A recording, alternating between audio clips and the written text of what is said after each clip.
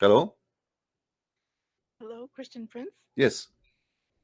Hey, I was just watching your live. I just wanted to say Merry Christmas and thank you for your videos. I really love them. I appreciate them. And I was wondering, do you ever debate in Arabic? Oh, yeah. You do? Okay, it would be interesting to see some of your Arabic debates if you ever Oh, you don't would want to wish see them to. in Arabic. You don't want to see them in Arabic. In Arabic, Muslims, they go dancing crazy. They lose their mind. You can actually watch. There is one very well known. My debate with the head of the Islamic Shia in USA. His name Sheikh Hisham Al Husseini. In Okay, ABN TV, you can search for it, and you will see how the crazy guy lost his mind. okay, I will search that. Yeah, Thank this you very guy, he much. was interviewed by Fox News more than 5 to 6 times. He was hired by as a consultant for George Bush, the idiot. And each time the Fox News they try to corner him about his belief, he get away because he's Shia. He play games, but with me he could not. So I don't know if you speak Arabic, you can enjoy it, and you will see the comment of the Muslim down there. They accuse me that I paid him to make Islam look stupid. Hmm. Okay, could you give once again the reference to that link? Maybe not now, maybe later I can, maybe somebody can in the text in the chat can find it for you. All right, Okay, well, okay. thank you so much. Take care, take care. Bye. Yeah, because remember, Christian Prince, when he speak English, he is speaking the limited English he have. Christian Prince, he speak Arabic. This is his native language. So the horse is full power. You know what I mean? You see, you will notice that sometimes I have a limitation, and the limitation is clear because my language does not help me much. Sometimes I want to express myself in certain way, but I have limited words to use. You see, I don't speak a fluent English like maybe all of you, maybe. So because of that, then I found myself very limited. But in Arabic, I am in different level because English, you know, is not a problem for me no more. This is my native language, and then you will see a different person, right? Anyway, so the point here we are trying to say that Muhammad birth date sometime is in December, sometime in January, sometime in February, sometime in like October. Guys, I want just Muslims to call me, please. I don't want to take, I took this lady call. I thought she is a Muslim. Only Muslims call me now, please, please. Let us hear the other side of the story. All right. I don't want to receive calls, people saying to me, Merry Christmas. Thank you very much. I'm happy that you are celebrating the Christmas. We got it. You are here to teach, not just to say Merry Christmas. So as you see, the Islamic calendar is very funny and very stupid. Sometime Ramadan itself is in December, sometime it's in January, sometime is in July, sometime it's in August, sometime it's in November, sometime it's in October, same as the birth of Muhammad. So Muslims, when they celebrate, how in the world you celebrate that? They say to you, well, Islamic calendar is not correct. So why in the world your God Allah he chose such a funny calendar? To the point the 22nd of April became November or December or January. Your prophet was born in the 22nd of April. Now, the Muslim they say to us, we refuse Christmas because it have a pagan roots. Look who is talking. Look who is talking. Isn't it you Muslims who are following everything in your religion based on pagan roots? What is the Kaaba? What is the black stone? Why Muhammad kissed the black stone? Isn't it the Arab before Muhammad they used to kiss the black stone? Isn't it the Arab before Muhammad they used to touch their vagina and put their hands full of blood inside the black stone because they believe that this is the stone of fertility and this is the stone present the god of fertility? What is Manat? What is As-Safa? What is What everything in Islam, all the ritual, Islamic ritual is pagan. Nothing in Islam is not pagan.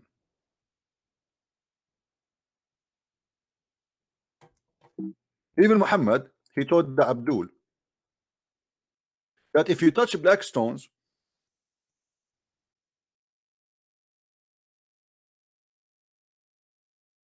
they will erase your sin. How that can happen? Hmm? How touching stones? You see, you are against Christmas because you say there is a they used to worship in that date before the sun. Well, we don't worship the sun, and you know that. Don't be hypocrite. But you still worshiping idols. You kiss stones. You believe that a stone forgive your sin.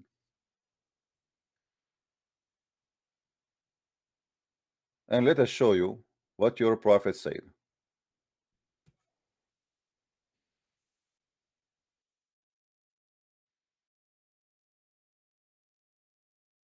Sometime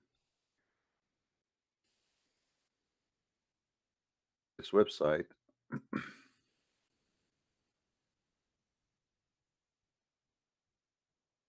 Here we go. Isn't it your prophet saying this? Abu Abdul Rahman, somebody said to Abu Abdul Rahman, why do I only see you touching those two corners? The two corners is what? There's a stones there, the Yemeni corner and the black stone. He said, I heard the messenger of Allah says, touching them erase sins. Do you see the Christians going around and touching a Christmas tree and says this Christmas tree erase our sin? Do you see Christian says in the day of 25th the sun will erase our sin? As long you are against paganism, how you dare to speak about paganism when we are the last one to be called pagan, when everything in your religion is based on stones? You pray in the direction of a stone, you go around the stone, you bow down in the front of a stone, and you touch a stone, and you believe that the stone forgive your sin. What is left?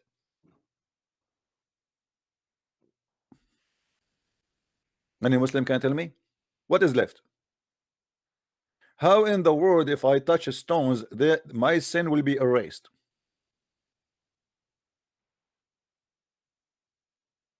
Let me call Zakir Naik, and maybe he can give us an answer. Tiridin, tiridin, tiridin, tiridin, tiridin, tiridin. Dr. Zakir Naik, I told you 1,000,000 times, don't call me at the middle of the night. And I know exactly what you are going to talk about. Zakir Naik, how you want to know what I'm talking about? I was listening to you. How you said you are... Okay, you sound like you were asleep. I listen to you even when I'm sleeping. I put all within your channel, and I know exactly what the question. Okay, as long you know what is the question, what is the question? You are going to ask me why somebody broke the teeth of the Prophet Muhammad. No. Okay, you are going to ask me why the Prophet was full of lies. Not that one too. Okay, you are going to ask me why the Prophet he have sex with the child. His name is Aisha. No. Okay, I give up. What is the question? Okay. The question is why Muhammad said that if you touch the two corners which have the black stone and the Yemeni corner which have the Yemeni stones, that will erase your sin. What is the explanation? First of all, in Islam, only Allah forgive the sin. Let us make it clear. But because the Prophet said in different hadith that the black stone is the right hand of Allah. The black stone is the right hand of Allah. So Allah have a hand from a stone? This is because you are stupid, you cannot understand. Let me explain to you. The black stone is the right hand of Allah, which means it is in earth present in the hand of Allah. So that the second you kiss it, and you are kissing the hand of Allah. Thank you very much. Don't call me again. I will call the police for you. The black stone is the right hand of Allah. Any Muslim? Hmm?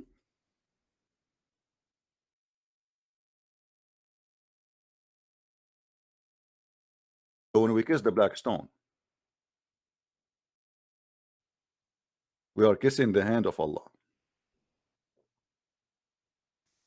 And you are talking about paganism.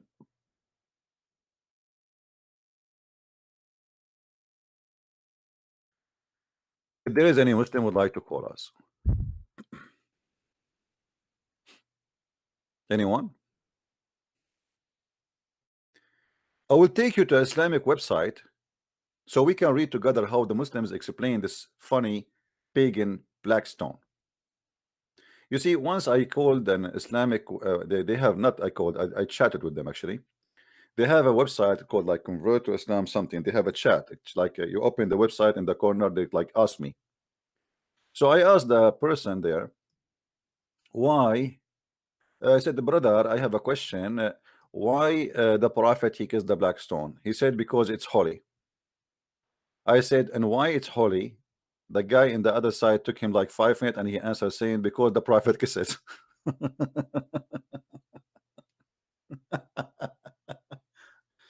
Unbelievable. I read article about the black stone and I wanted to be sure about the soundness of the hadiths and report whether they can be accepted or they are fabricated. Mawdua. May Allah reward you with good reward. The article says, yes, there is only one stone on earth that float in water.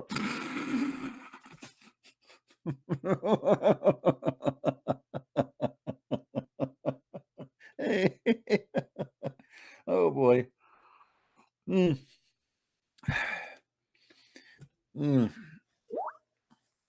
Any Muslim have a comment? Brother? Any Muslim have a comment? The black stone float in water? My friend, first of all, there's many kind of stones, they float in water. They are in the shape of a stone and they are a stone, but they float, yes. Because they have a very light weight. They are different. The way is made from, they are like nothing, like wood. So it's very funny and very silly. Secondly, the black stone is the only stone float in water. Did you make it swim one day? I hope it's a Muslim. Hello? Hello? Are you there? Hello. Yes, my friend. I'm here. Good evening, CP. Good evening, my friend. My name is Austin. I'm calling from Nigeria. All right. How is Nigeria doing? Hello, can you hear me? I hear you. Go ahead. Yeah, Nigeria is fine. Yeah. Well, I was just laughing when we were making Zakir Naik. So I hope we can get him on stage one of these days. I don't know how the contact will be made. He said that he calls you or maybe you call him. Let's see how the debate goes about Islam. All right, my friend. Well, he will never call me and it will never happen. Keep dreaming. Anyway, my friend, I cannot really keep you for long with me because we want to continue the topic and we want only Muslim to call. All right? I apologize. All right. Okay, thank you very much for calling. Thank you. Take care. Yeah, guys, don't call me unless you are a Muslim, please. Don't call me unless you are a Muslim. So the Muslims, obviously, they are trying to make the stone as a magical stone. Now, if the stone float in water or not, is that a reason to kiss it? I have a duck. She float in water. Shall we kiss it?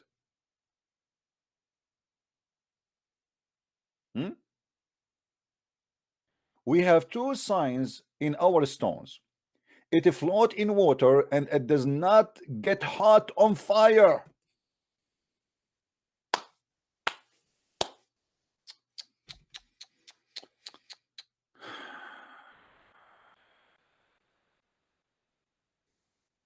I'm reading. That's it. I'm going to convert to Islam. Now we have a sign. You see, the Muslim, they have Jesus who walk in water. They have Jesus who resurrect people from death. They have Jesus who can make the blind see. They have Jesus who can make the one who cannot walk by saying to him, just carry your bed and walk. But they don't want to celebrate the birth of Jesus, but they want to kiss a stone. Stone, because a stone does not get hot by fire. And this is, by the way, all of this is fabrication. I mean, where do you get this from? Like, did you put it in fire? Did you make a barbecue in it? When the last time you Muslims you did barbecue with the black stone?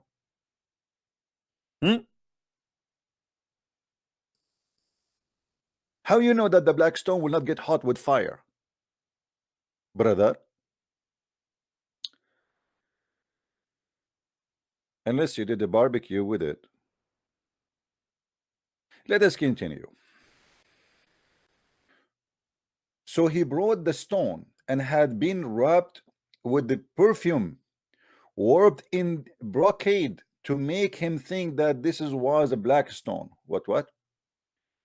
Abdullah ibn al-Aqim came and said, we have two signs of our stone. It's afloat in water and does not get hot fire. So he brought a stone, had been wrapped with perfume and warped in brocade to make him think that this was the black stone. Somebody tried to deceive them and say this is the black stone. They place it in water and it sank. This cannot be our stone. Our stone knows how to swim. I mean, let us face it here. This cannot be the black stone. Then they put the fire in it and cracked. Man. Then he brought another stone and he did likewise. And the same thing happened. He brought the black stone and put it in water and it's afloat. Let us continue, man. The black stone is the point which Tawaf began. Tawaf, which means you go around the Kaaba. Okay, so Islam start with worshipping ritual by the black stone point. As the southeastern corner of the holy Kaaba. Why the Kaaba is holy? We will see that later. It was originally one of the pricious stones of paradise. I mean, you know how Allah is a cheap is. Allah, he sent us one stone from paradise. What Allah will lose if he send us another stone to put it in any casino in Las Vegas? That will make all the Muslims go to all casinos and they will kiss them and they will spend their money. One stone only. And I have a surprise for the Muslims. What is the black stone? There's no black stone, you idiot. There's no black stone. You see, the Muslims has no Quran. There has no black stone. There's nothing left of it. There is a small 8 tiny pieces. Let me show you. There's no black stone. Small tiny pieces. And they are not from one stone. You can tell from the color.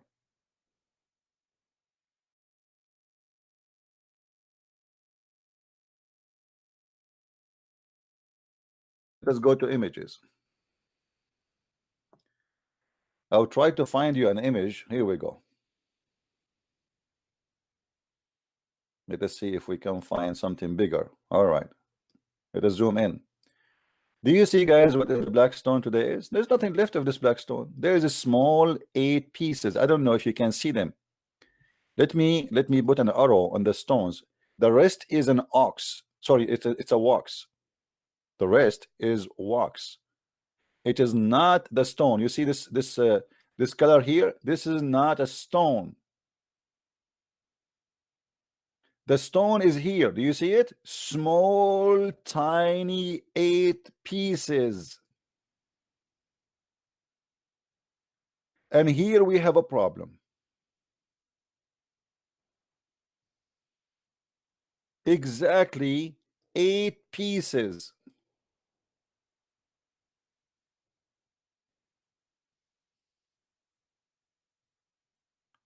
What is the problem? Anyone notice? If Allah he send you a stone and the stone was 1 piece, and this stone is holy, it is miraculous, and you Muslims are not pagan, why Allah did not preserve the stone?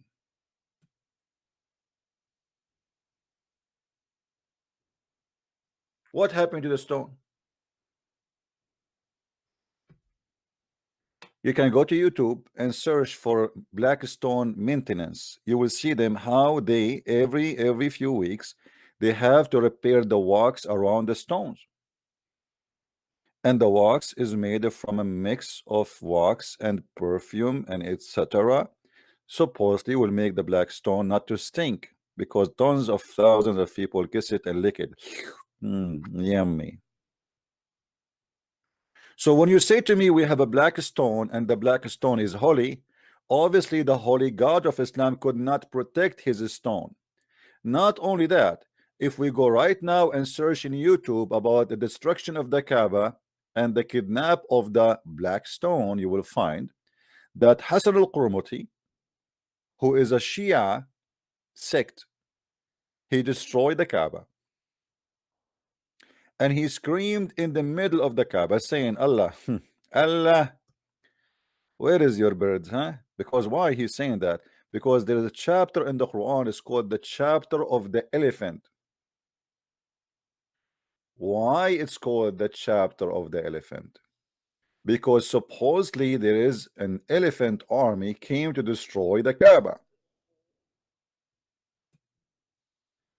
And Allah, he sent birds like F-16 birds,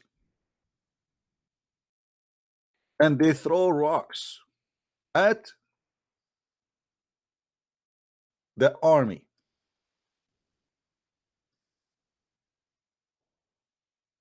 The chapter of the feel in Arabic, actually this is not even an Arabic word, yet the Quran says Quran is an Arabic, pure Arabic. Didn't you hear about the elephant? Okay, what happened to the elephant? Did you see what Allah did to the companion of the elephant? Okay, what happened? Allah, he sent birds, flight of birds, F-16, and they throw rocks made from packed clay. I mean, look at those rocks. They have a manufacturer of packed clay.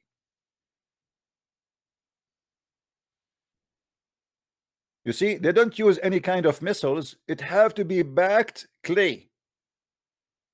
Hello, assalamu alaikum, brother. Brother, we have an army attack from the birds. We are going to launch jihad with the bird, brother. Can you order a lot of blocks of clay? We are need to prepare them. Can you bag them for us, brother? Yes, brother. We need like a 2,000 block of clay, brother. Need to be clay bagged and ready for brother for shooting, brother. So this is the emission of the birds is made from backed clay. Where is the birds get the backed clay? They have a manufacturer. And how in the world any idiot he wanna believe that an army of elephant came to Mecca? In case you do not know, elephant they need an average of 600 gallons of water a day. Not only they cannot survive without water, they cannot drink, they cannot survive without water even to stay inside the water during the day. This is why if you go and watch any videos, you will see all this kind of animals. They sit inside the water during the daytime. They spend their time in the water. The elephant, he spray water always in his body because he cannot sweat. He will die from the heat. So water is necessity not only to drink, but to keep themselves cool. Otherwise, they will die. So now we have an elephant army coming to the Kaaba to destroy the Kaaba, and now we have a birds flying, carrying rocks made from packed clay. And then they throw their rocks at the army. So Al-Qurmuti, he stood in the middle of the Kaaba while he was destroying the Kaaba, and he did scream saying, Allah, where is your birds? Where is your fighting birds? Here we go. I am here. And not only that, Al-Qurmuti, he did steal the black stone. and he took it away, and he made it as his personal private part stone for centuries. Sorry, I mean, like for decades. According to Muslims, 21 years.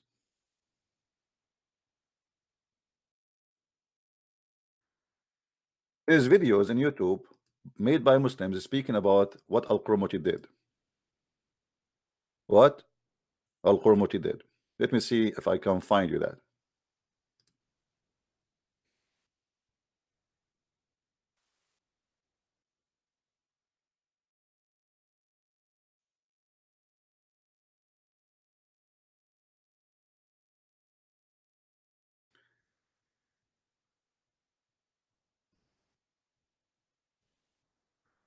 If you go in YouTube and you search, you will find tons of stories. All of them, they are funny. And here as an example, there's a movie made by Muslims about how the birds, they defend the Kaaba, as you see it in the top. Then you will see another video. In this day, 31st October 683, the Kaaba burned down. When the Kaaba and Mecca will be destroyed, this is okay, this is Mahdi destruction, blah blah blah. Okay, here we go. This is a sheikh here. He is speaking about how the Kaaba was destroyed and how Al-Qurmuti was screaming, saying, where are your birds, Allah? Where was the birds of Allah when Al-Qurmuti destroyed the Kaaba? And he took the black stone. And not only that, the Muslims confirm when Al-Qurmuti took the black stone, it was in different size, in different weight. When the Muslims got it back, the stone was a lot smaller and a lot lighter. The Muslims explain that, they say, because when he took it against its will. The will of who? Of the stone. And when the stone came back, it was light because it was happy to be back to the Kaaba.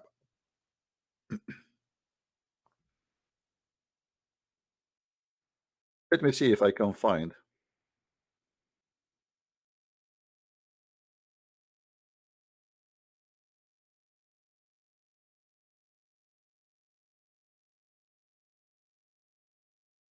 Hadith in Arabic, or in English, sorry.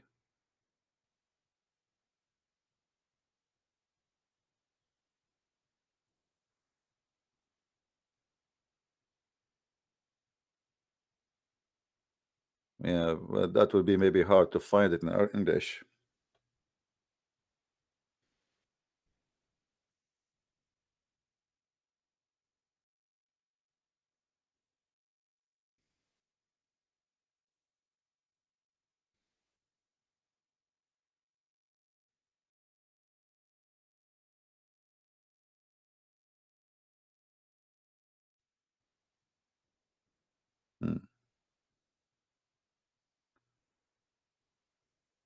Let us see.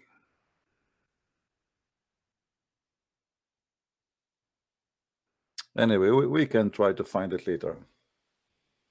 Sometime, but the important is, obviously, this black stone is nothing but a pagan practice. The same as As-Safa and Al-Marwa in Islam. When the Muslims, they ask Muhammad, why we are practicing As-Safa?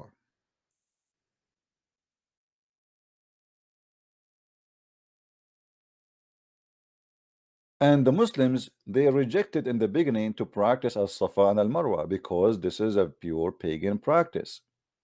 But because Muhammad, he is a hypocrite man, he is trying to make the pagan agree with him, he compromised.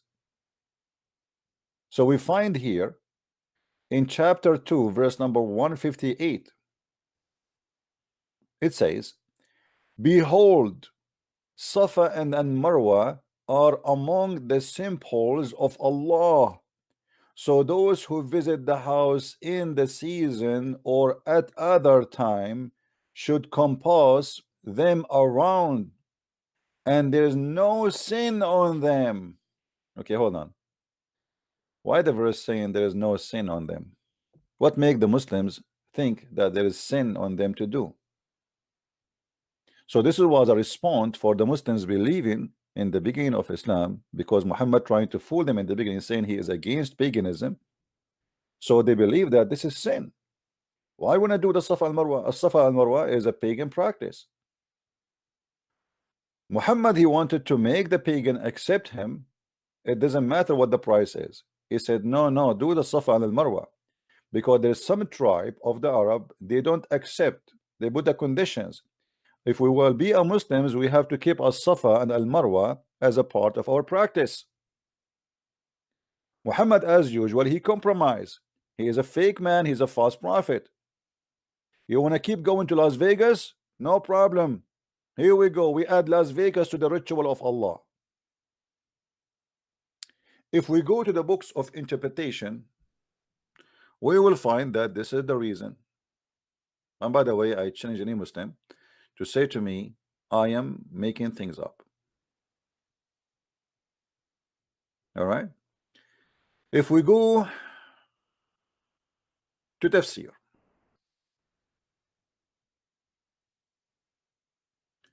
and as you see, this is chapter 2, verse 158, Muslims. All right. Chapter 2, verse 158. We will choose it in the front of your eyes.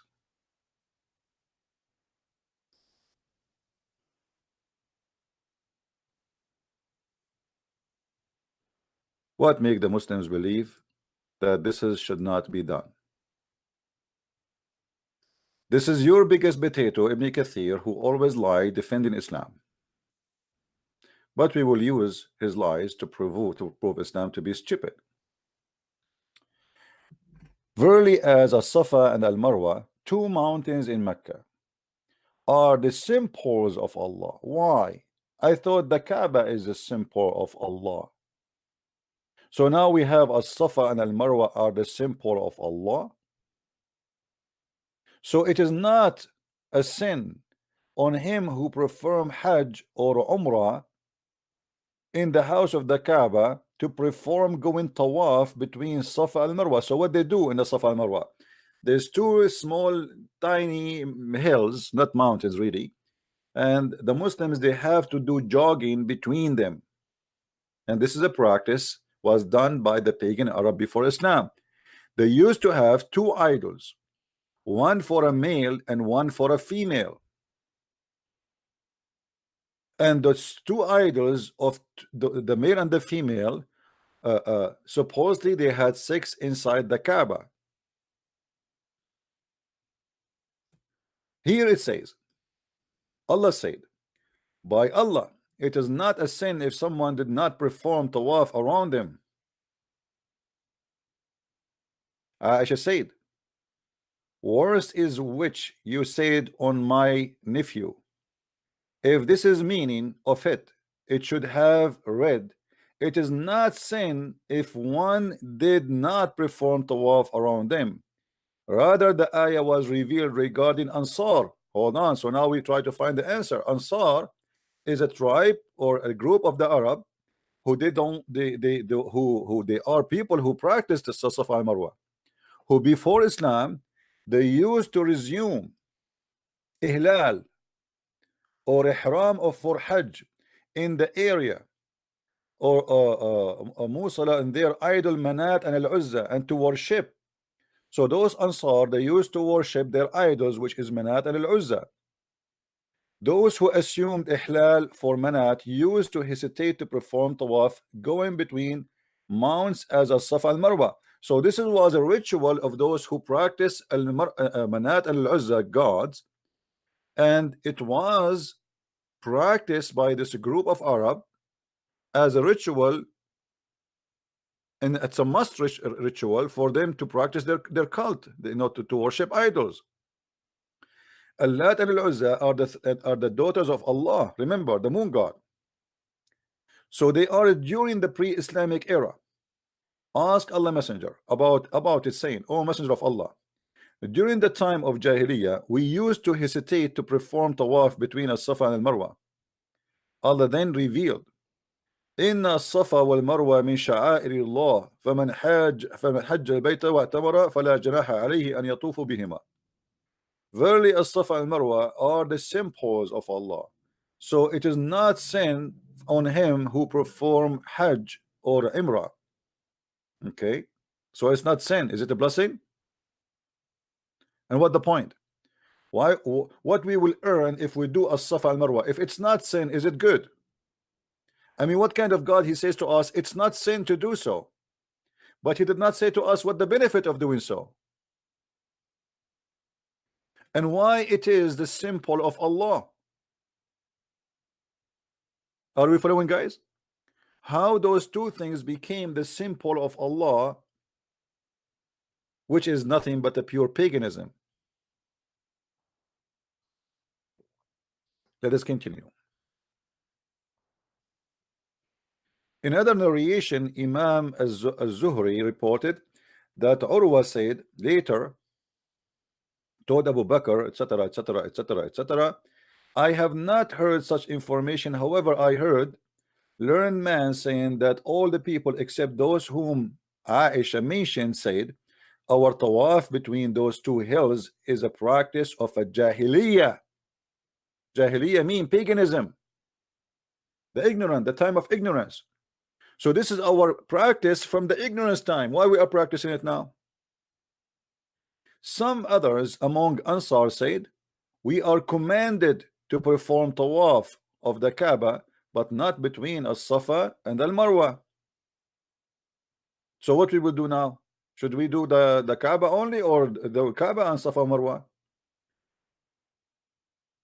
Verily, as-Safa and Marwa is from the symbol of Allah. Abu Bakr, etc. said, it seemed that this verse was revealed concerning two groups. There's two groups are arguing about which we should do. Al-Bukhari collected similar narration by Anas, saying as the following: Isaf is an idol, was in as-Safa, while Naila was an idol, was on Marwa, and they used to touch or kiss them after. After that, Islam came. They were hesitate about performing tawaf between them. Okay, hold on. So as-Safa and al-Marwa is an idol for a male and a female.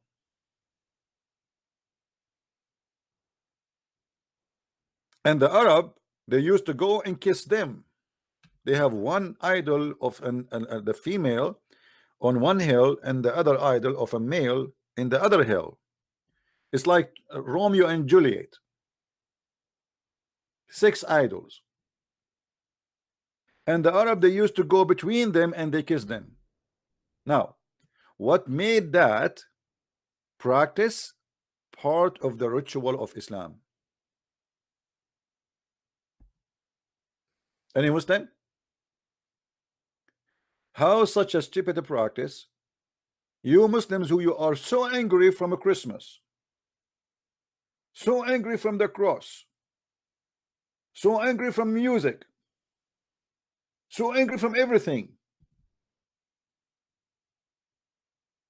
That does not make you angry.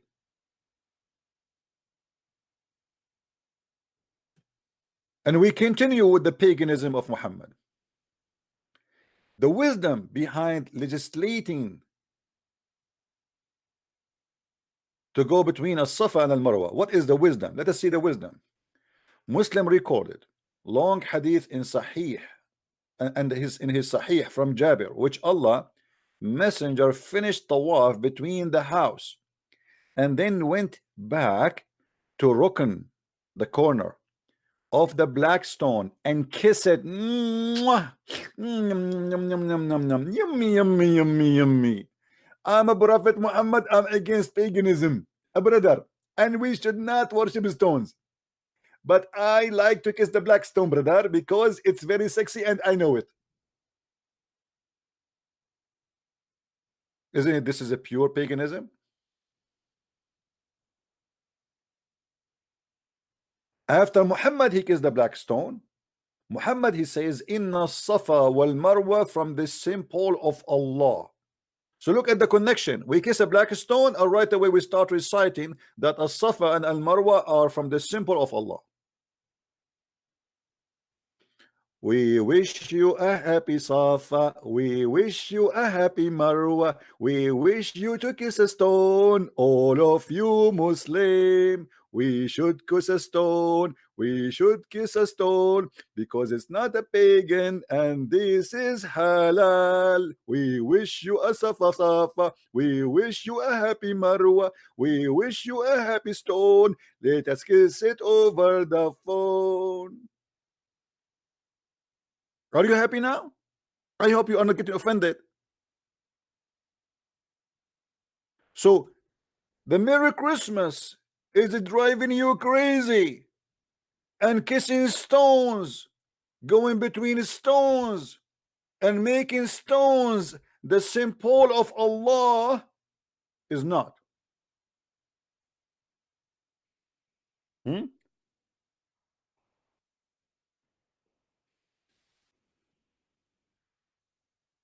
Do we have any Abdul?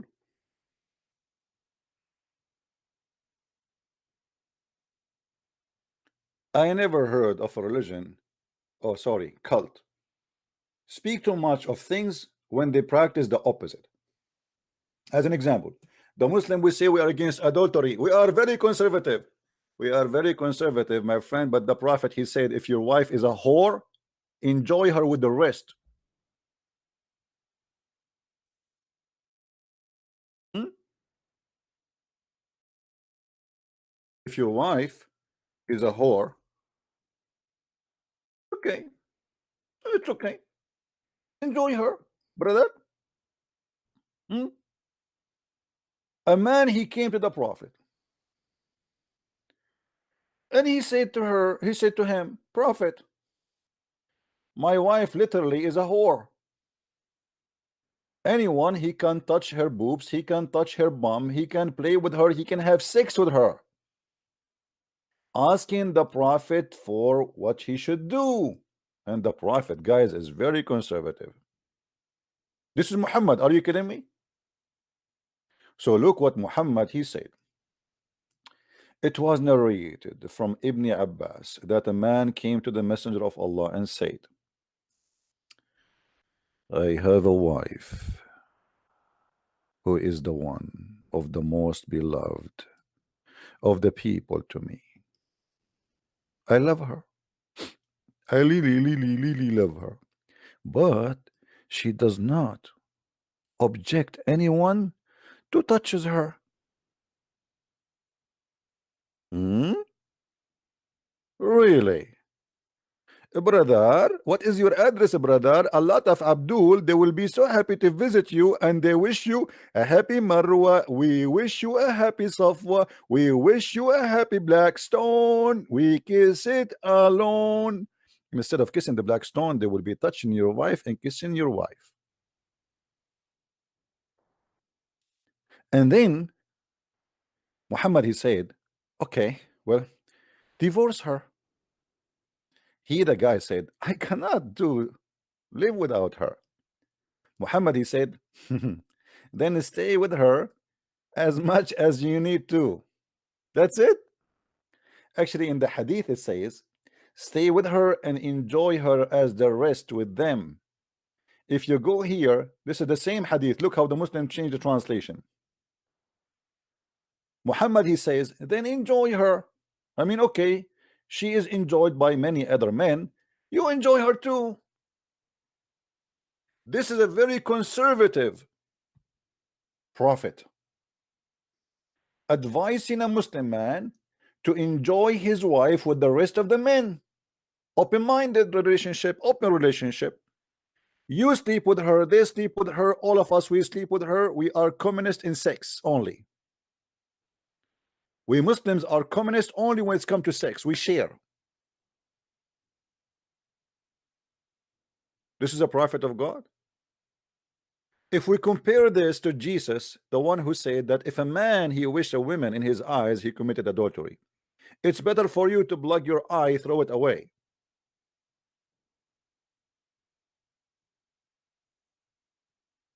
This is a prophet of God. Enjoy her.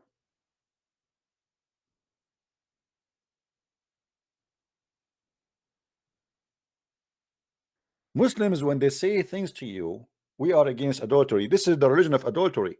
Muhammad even allowed the Muslims to enjoy women for sex for temporarily. Bang, bang. How you say to me your Islam is conservative? In which way? Isn't it this is worshiping idols too? Sex? Sex is an idol in Islam. Muslim, they want to fight for Allah for sex. Muhammad, he promised them endless penis and a vagina fit for that. I don't want to pray, you know. You see, when somebody says I will give you a penis which is endless, this is the Abdul, excuse me, you know, if you don't like to see this, please leave. We use art for reasons, and I'm very, very well-known artist. You go to Italy, ask Anthony Berlusconi about me. My art is all over in the world, brother. This is Abdul. Allah, he will make his penis endless. The screen will not fit for that penis, my friend, sorry.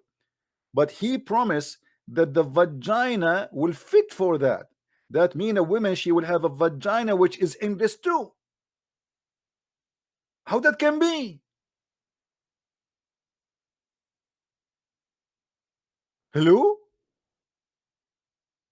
Hello? Hello? I mean, are you mad? We wish you a happy Marwa. We wish you. What a stupid cult. Brother, we are very conservative, brother. We are very conservative. Yeah, right. The Prophet allow men and women to enjoy sexual relationship without marriage. The Muslim, they say that no, this is a marriage. The fact it's not. Actually, the word marriage here does not even appear in the story. أيما رجل وامرأة وافقا فعشرة ما بينهما 3 ليال فإن أحبا أن يتزايدا أو يتتاركا تتاركا. Translation. The Muslim translation is full of fictions. They added the word marriage there, but the fact there's no marriage. Have you ever heard of somebody marrying somebody for 3 days, 3 nights? I mean, this is a very lousy religion.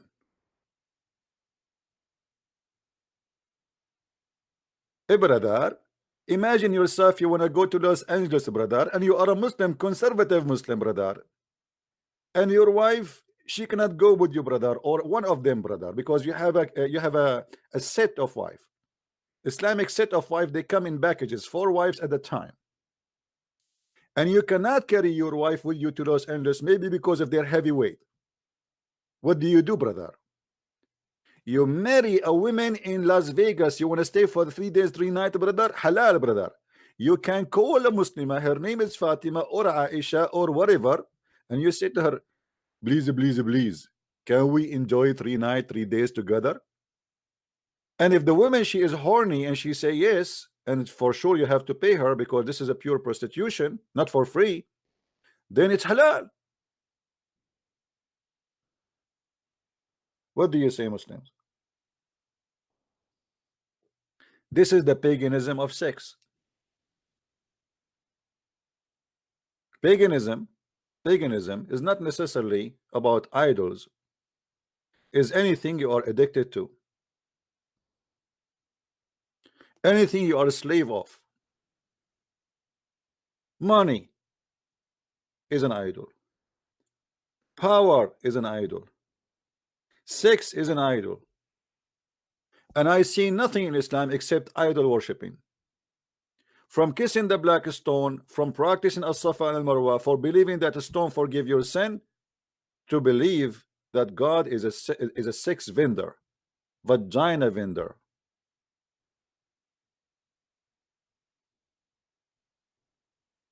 Do we have any Muslim would like to call us? Anyone?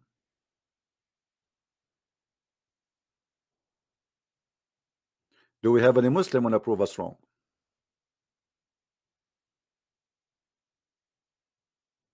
Why Muhammad cancel it? Actually, the fact Muhammad did not cancel it. You know, you see, do you remember in the other day we showed you that the guy, he called me and he said, yes, this hadith is there. It says we practiced the mut'ah during the time of Muhammad, and we during the time of Abu Bakr, and during the time of Umar. So Muslim, they practiced mut'ah all the way after Muhammad's death. But I believe what happened,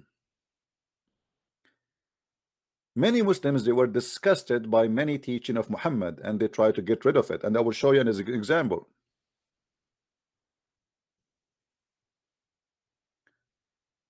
You remember the story where Aisha, she claimed that a goat, she ate the Quran. And by the way, the Muslim, they say to us that the Quran is not corrupted, but look what we have.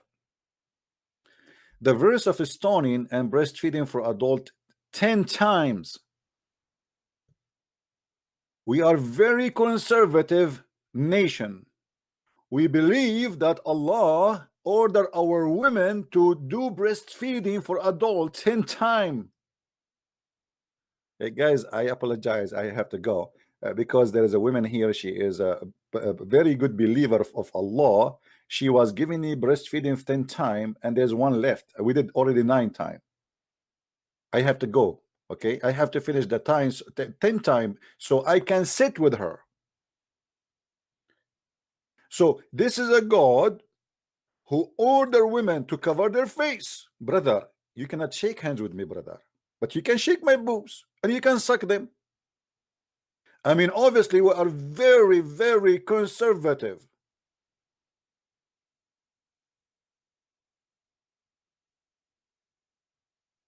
How dare you to shake hand of a Muslim woman? How dare you?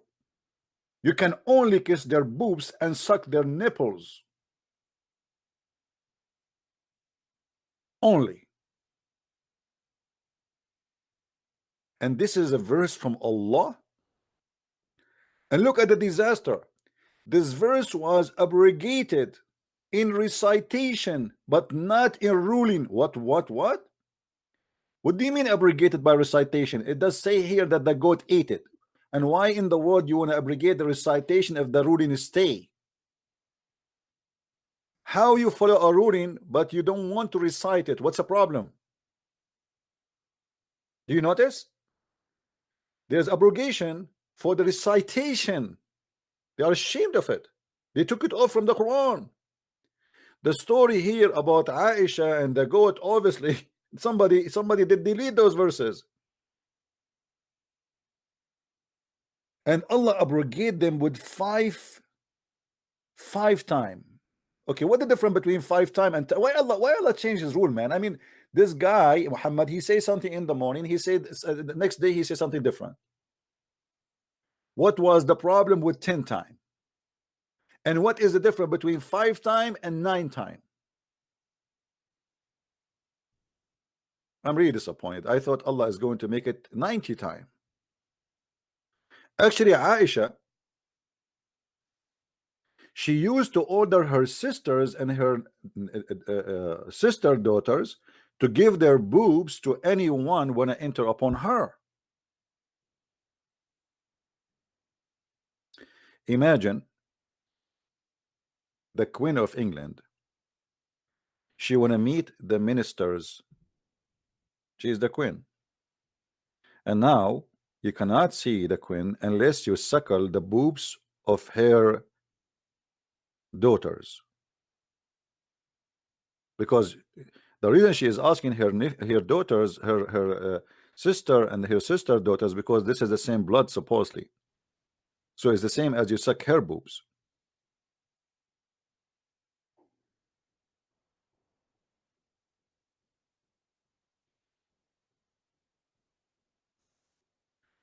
When a Muslim scholar, he made a fatwa, and the fatwa is that any woman she want to go in the bus or in the train, she have to suckle every man there.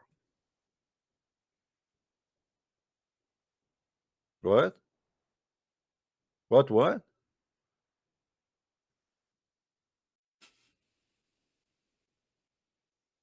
and he is the head of the Hadith department in the University of Al-Azhar, the highest school of Islam in the world, supposedly.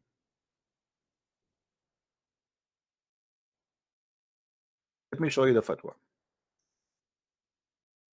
I'm searching in the private Google.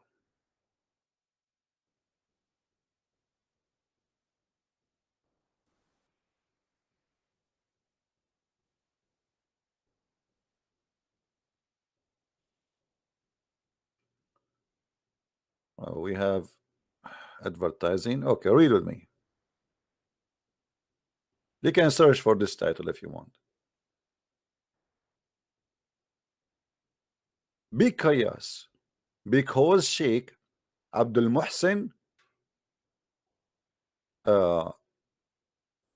actually the one who came with the fatwa first, it was from Egypt, by the way. And then the madness is spread around Islamic world, because many Muslims, they have never heard of this before. You know, there's many Muslims are Muslims by name. They don't know what this is garbage inside their cult. So the fatwa is issued by many scholars that a Muslim woman, she should do breastfeeding for a growing man. Why? Because if you fear from mix of gender together, let us say your wife, she work in a library and she is a Muslim woman, and there's many men, they enter the library, and then they might look at her and desire her sexually. So in order to stop that, you better order your wife to give her boobs to anyone who enter the library. And obviously this is working very good. Imagine if Aisha, she was working as a bus driver these days. I mean, we will go nowhere. People will be lined up and doing breastfeeding. My man. Huh? Then the Muslims, they start saying, oh, this is contradict the teaching of Allah. That's not true. Here we go. It is the teaching of Allah, liars. And actually it is Muhammad, the first one, who ordered it, and then he claimed that he received verse from Allah supporting that, when the Muslims start making argument about it. A woman, she came to Muhammad, her name is Sahla bint Suhail, and she said, we have in the house a grown man, and my husband look like he is jealous. Look like this guy, he looking at her in a dirty way, in a sexual way. So she is asking for advice from the Prophet. The Prophet, who don't respect Muslims, obviously, he is making fun of them. He said, suckle him. She said, what? Huh? I wish at that time there was a video camera recording the Prophet 25 hours, 7 days a week. We would die laughing. Suckle him. She said, how can I suckle him, and he is a growing up man?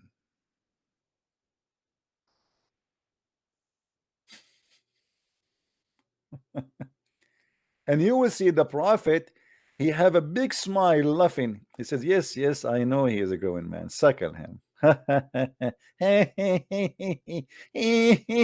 Suckle him. A laugh of a witch.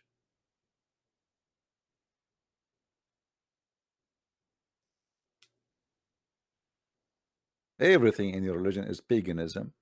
This is cannot be from God.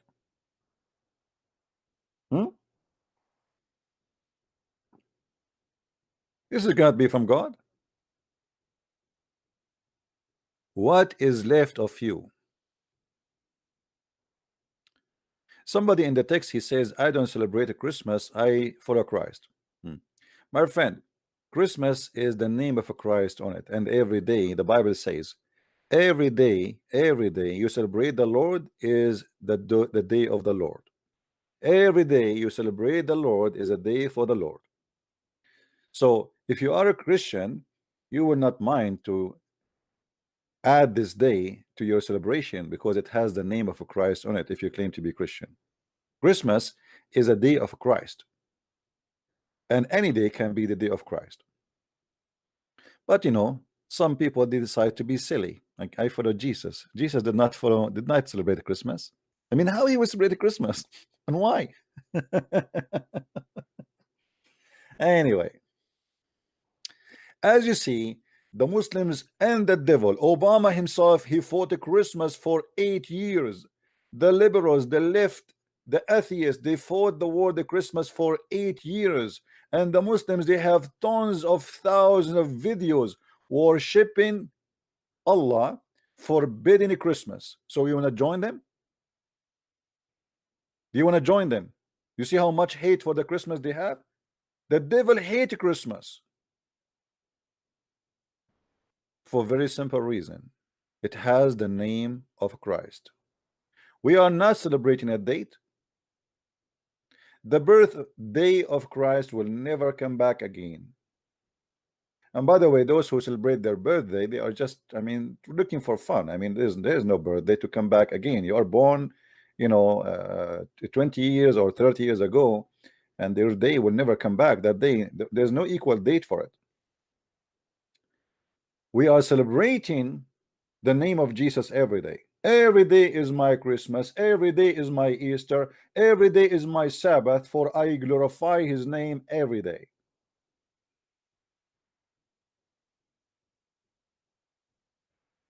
Now, if you have a problem with that, that is your problem, not mine.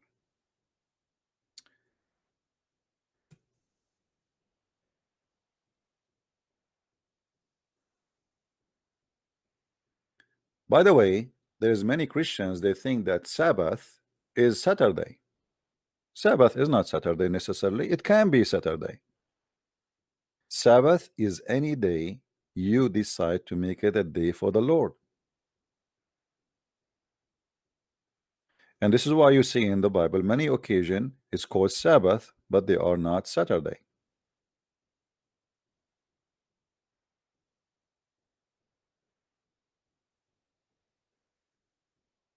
Do we have any Muslim here would like to call us? Mayday, Mayday.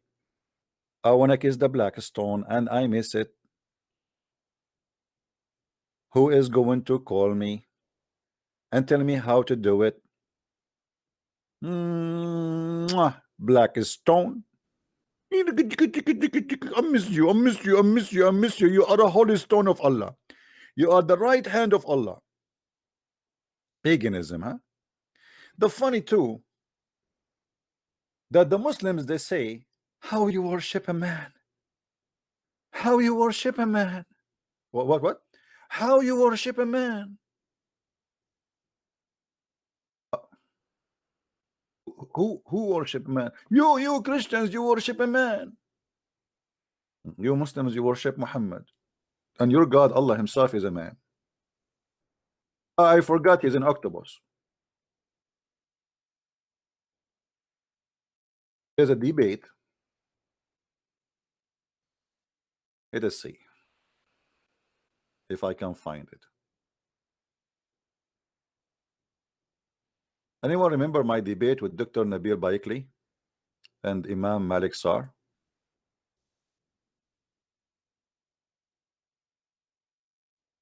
In that debate, a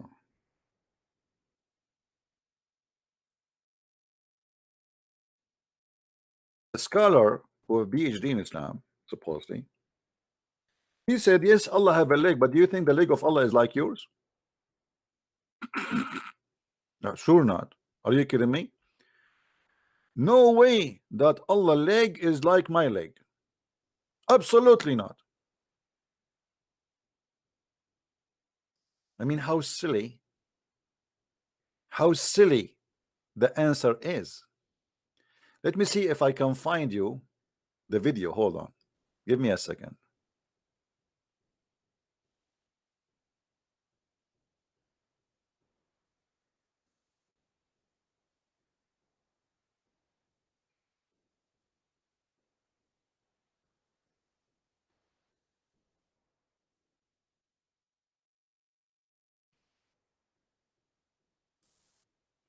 Let us see.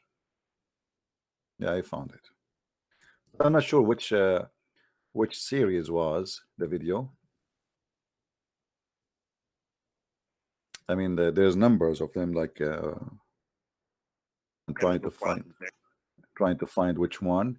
I think maybe it was number 9, number 10. Let us see. It is the water of the women and the water of the man. It is Let us see. Hold on. That it's coming from the chest. To take these towels real quick here. Okay. Well, I will. You know, first there's this.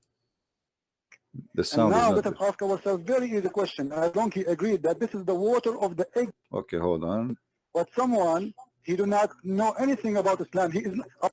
The sound is very bad. I don't know why this recording here is not good. This one day as in on the Vulcan count formation that's present at that time. So when Allah Anyway, about days, it does not mean the same days that you and I understand. let us see. Okay. But this is another question. Actually, this is another question. ID. Go ahead, sir. Well, we are Muslim by the grace of Allah. That's why we are Muslims.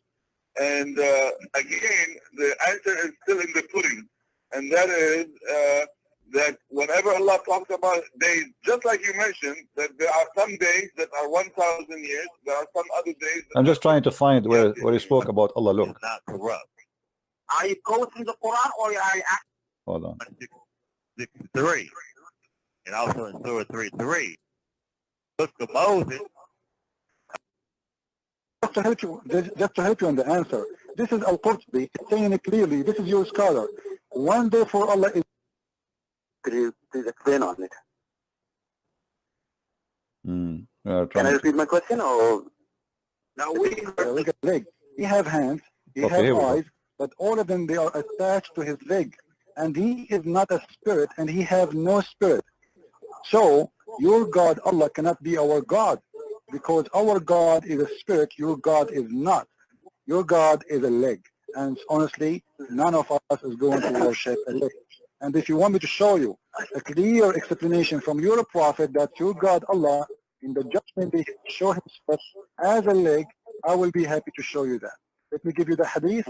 Again, the answer to this is according to Prince, with all respect to him, with all his knowledge about Islam, he's saying that our Lord, our Allah, our Creator, the Creator of the heaven and the earth, the one who Jesus said, according to the biblical, Ilahi, Ilahi, lima sabaqtani, my Lord, then he had reduced him to a leg. Well, thank you, but we humbly disagree with you on this. And Allah, whether you like it or you don't, my Allah and your Allah, He's the one who created you. He's the one who created the whole earth and whatever is on it. And what is Allah? We don't know what is Allah. Is He spirit? Hold on. Did you hear? Did you hear? Did you hear? We do not know what Allah. Did you hear it? We Muslims do not know what is Allah.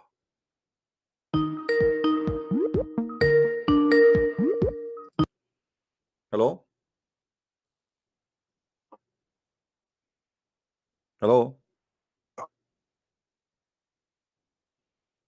Are you there?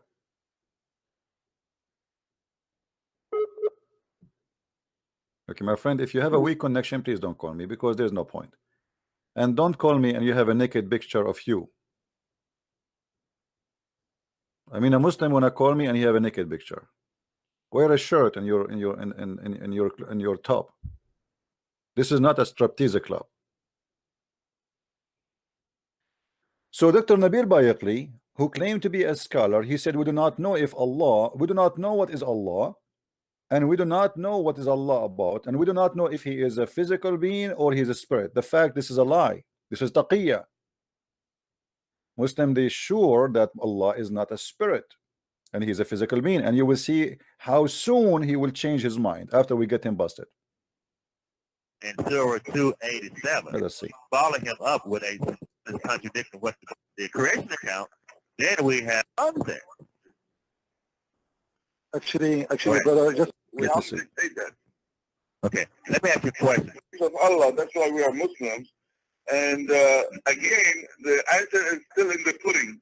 And that is that whenever Allah talks about days, just like you mentioned, that there are some days that are 1,000 years, there are some other days that are 50,000 years, and there's some other days that I want to go to the topic about the leg. why you are rejecting your scholars? It sounds like you are creating a new religion. Your you, but we humbly disagree with you on this. And Allah, whether you like it or you don't, my Allah and your Allah, He's the one who created you. Mhm. He's the one who created the whole earth and Yeah, right. whatever is on it. And what is Allah? We don't know what is Allah. Is He spirit? Does He, whatever He says about Himself, whether He has an eye, He has an eye that fits His glory. And thank you very much for raising this. I think you have a leg, don't you? Guys, this is I'm debating two imams at the same time. One is the Imam of the Mosque of Tennessee. The one you see him in the screen, his name is Imam Malik Sar. And the other one is the head of Memphis. He have a PhD, and supposedly he claimed to be something. And both of them, they are trying now to explain to me why Allah is a physical being. Listen, listen to the answer and laugh with me. Listen. Raising this, I think you have a leg, don't you? I think you have a leg, don't you? So I'm asking him why Allah have a leg. He said, okay, thank you for raising this question. I think you have a leg, don't you? Okay. And thank you very much for raising this. I think you have a leg, don't you? I do. well, And if but you according to Muslims, excuse me, and let me just finish. And if you Well, you asked believe me. you have a leg, I believe also the dog has a leg. So are you equal to a dog? No. But you still believe you are a human being. Now you have an eye. And of course, the snake has an eye. Are you a snake? You are not a snake. You are a human being. Therefore, the attributes of God as His attributes can never, ever be compared to any other attribute of that which He has created and brought into existence. And I will defeat anybody who can prove from the Quran that God is a leg. Get me the verse right now, and I'm going to read it to the audience as they may follow the word. Guys, man, Christian Prince is in the corner. I challenge anyone who can show me from the Quran that Allah is a leg. And now Christian Prince, you have to call a friend. Who is the friend of Christian Prince? Who is the favorite friend of a Christian Prince? That is Zakir Naik. And look how excited he is. And look how funny the answer. Okay, Allah have a leg and you have a leg. Does that mean the leg of yours is the same as the leg of Allah? Huh? No, my leg is nicer. I assure you. Look at this. Unbelievable. By the way, this is one of the reasons I took the mirrors out of my house, because I can, you know, like even the mirror will be broken when they see the leg of a Christian Prince. I mean, look how silly the answer is. The question is, why you reject God to be a man, but you accept that your God Allah have a hand, have a foot, have a leg? What leg? What he's doing with the leg? We have a guy, his name is Falcon Sky. Falcon, how are you, my friend? If you speak English, Falcon, call me. If you speak Arabic only, شنو هذا يا عبدول؟ شو أن الله لا يسوءه سوء؟ شنو هذا؟ كلام فاضي يا رجال. كلام فاضي. All right. Let us continue. By the way, I wasn't speaking Arabic. I was,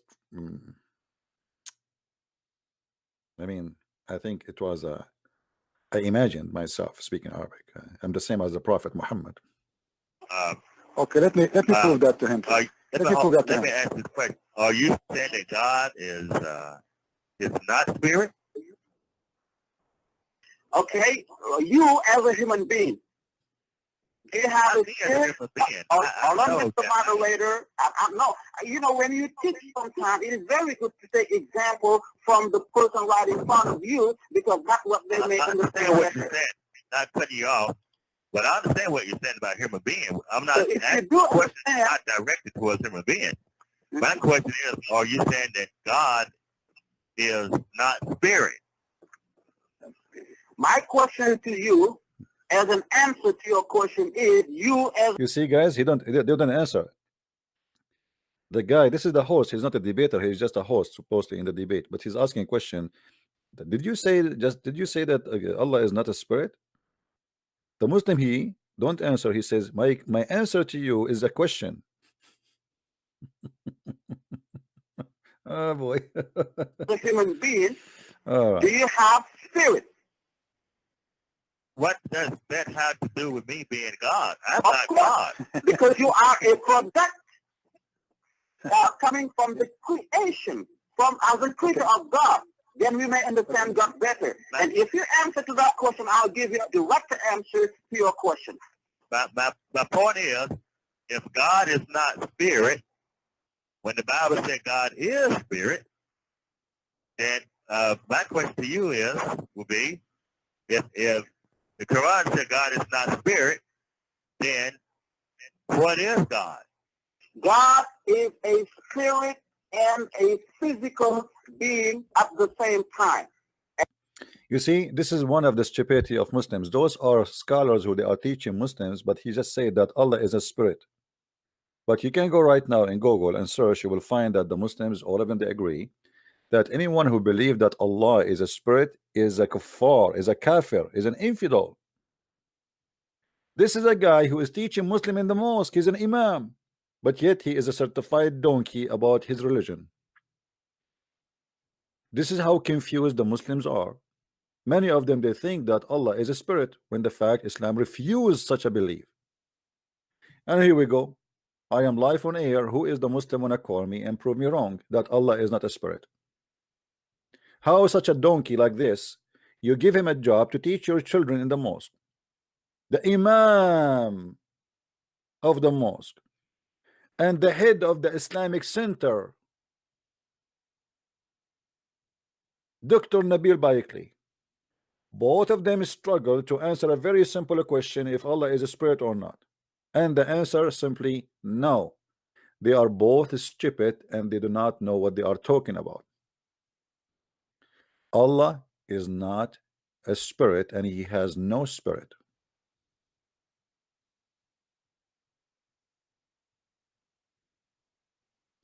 Now, as long as they agree that Allah has a physical body, let us see how they will explain that to us more.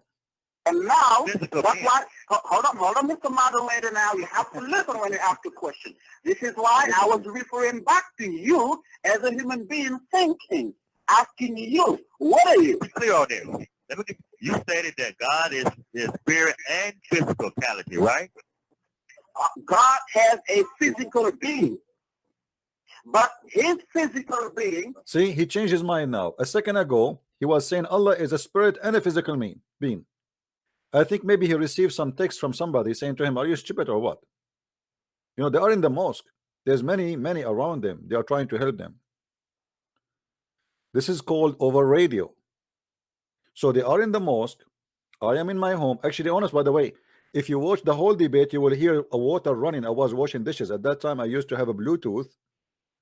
And I was washing dishes. I thought the sound will not come, but looked like it came later. You know, I was running the water like because supposedly those Bluetooth they are like they don't pick up sound from far away. So I thought the water. I'm doing dishes literally.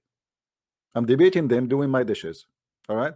Anyway, his attributes are mentioned in the Quran, but he has nothing to do with what he has created as far as comparison is concerned. You can't compare him to what he has created. He is nothing like what he has created. The video continue. With what he has created as far as comparison is concerned. You can't compare him to what he has created. He is nothing like what he has created. right, let me Therefore, ask you something here, because we get to somewhere. Okay, if God, first of all, if God is pure existence, pure simplicity, meaning that he has no potentiality at all, no possibility to not exist or to be anything other than what he is, pure existence and simple. Now, if God had if there was any physicality to God, then he would be undergoing change. Why is that? You follow my point? No. If you say God is pure existence, a pure actuality, he has no potential of any kind. mm-hmm. You see, I can prove what you're saying using your Bible, but that's not the topic today. Now, anything, it is not demonstrated, not scientifically or physically, that anything that exists will have to go through changes. No. And you cannot prove that anything that exists will have to go through changes. That's one thing. And now you and I, as beings that are not perfect at all, of course, a perfect being as God would not be seen to us as I look at you or look at myself or anybody else, because he is perfect. That's why he is. Hold on, excuse me, please. Can I have my time? No, we got your point. We got no, your you point. don't get it yet. You don't get it. No, we get it. You are saying, please, you are speaking for 5 minutes. I did not speak. I'm waiting. You don't get my point yet. Let me finish. Okay, no, we got your point. We got your point. My turn. Okay, listen. He is saying that Allah, he has a physical body. He is saying Allah, he has a physical body, but his body is not like you. Body. I did not say body, sir. What is that then? You said physical. What is physical? Physical liquid? I said being, not body. Okay, listen. Guys, I did not say body. I said physical being. It's not body.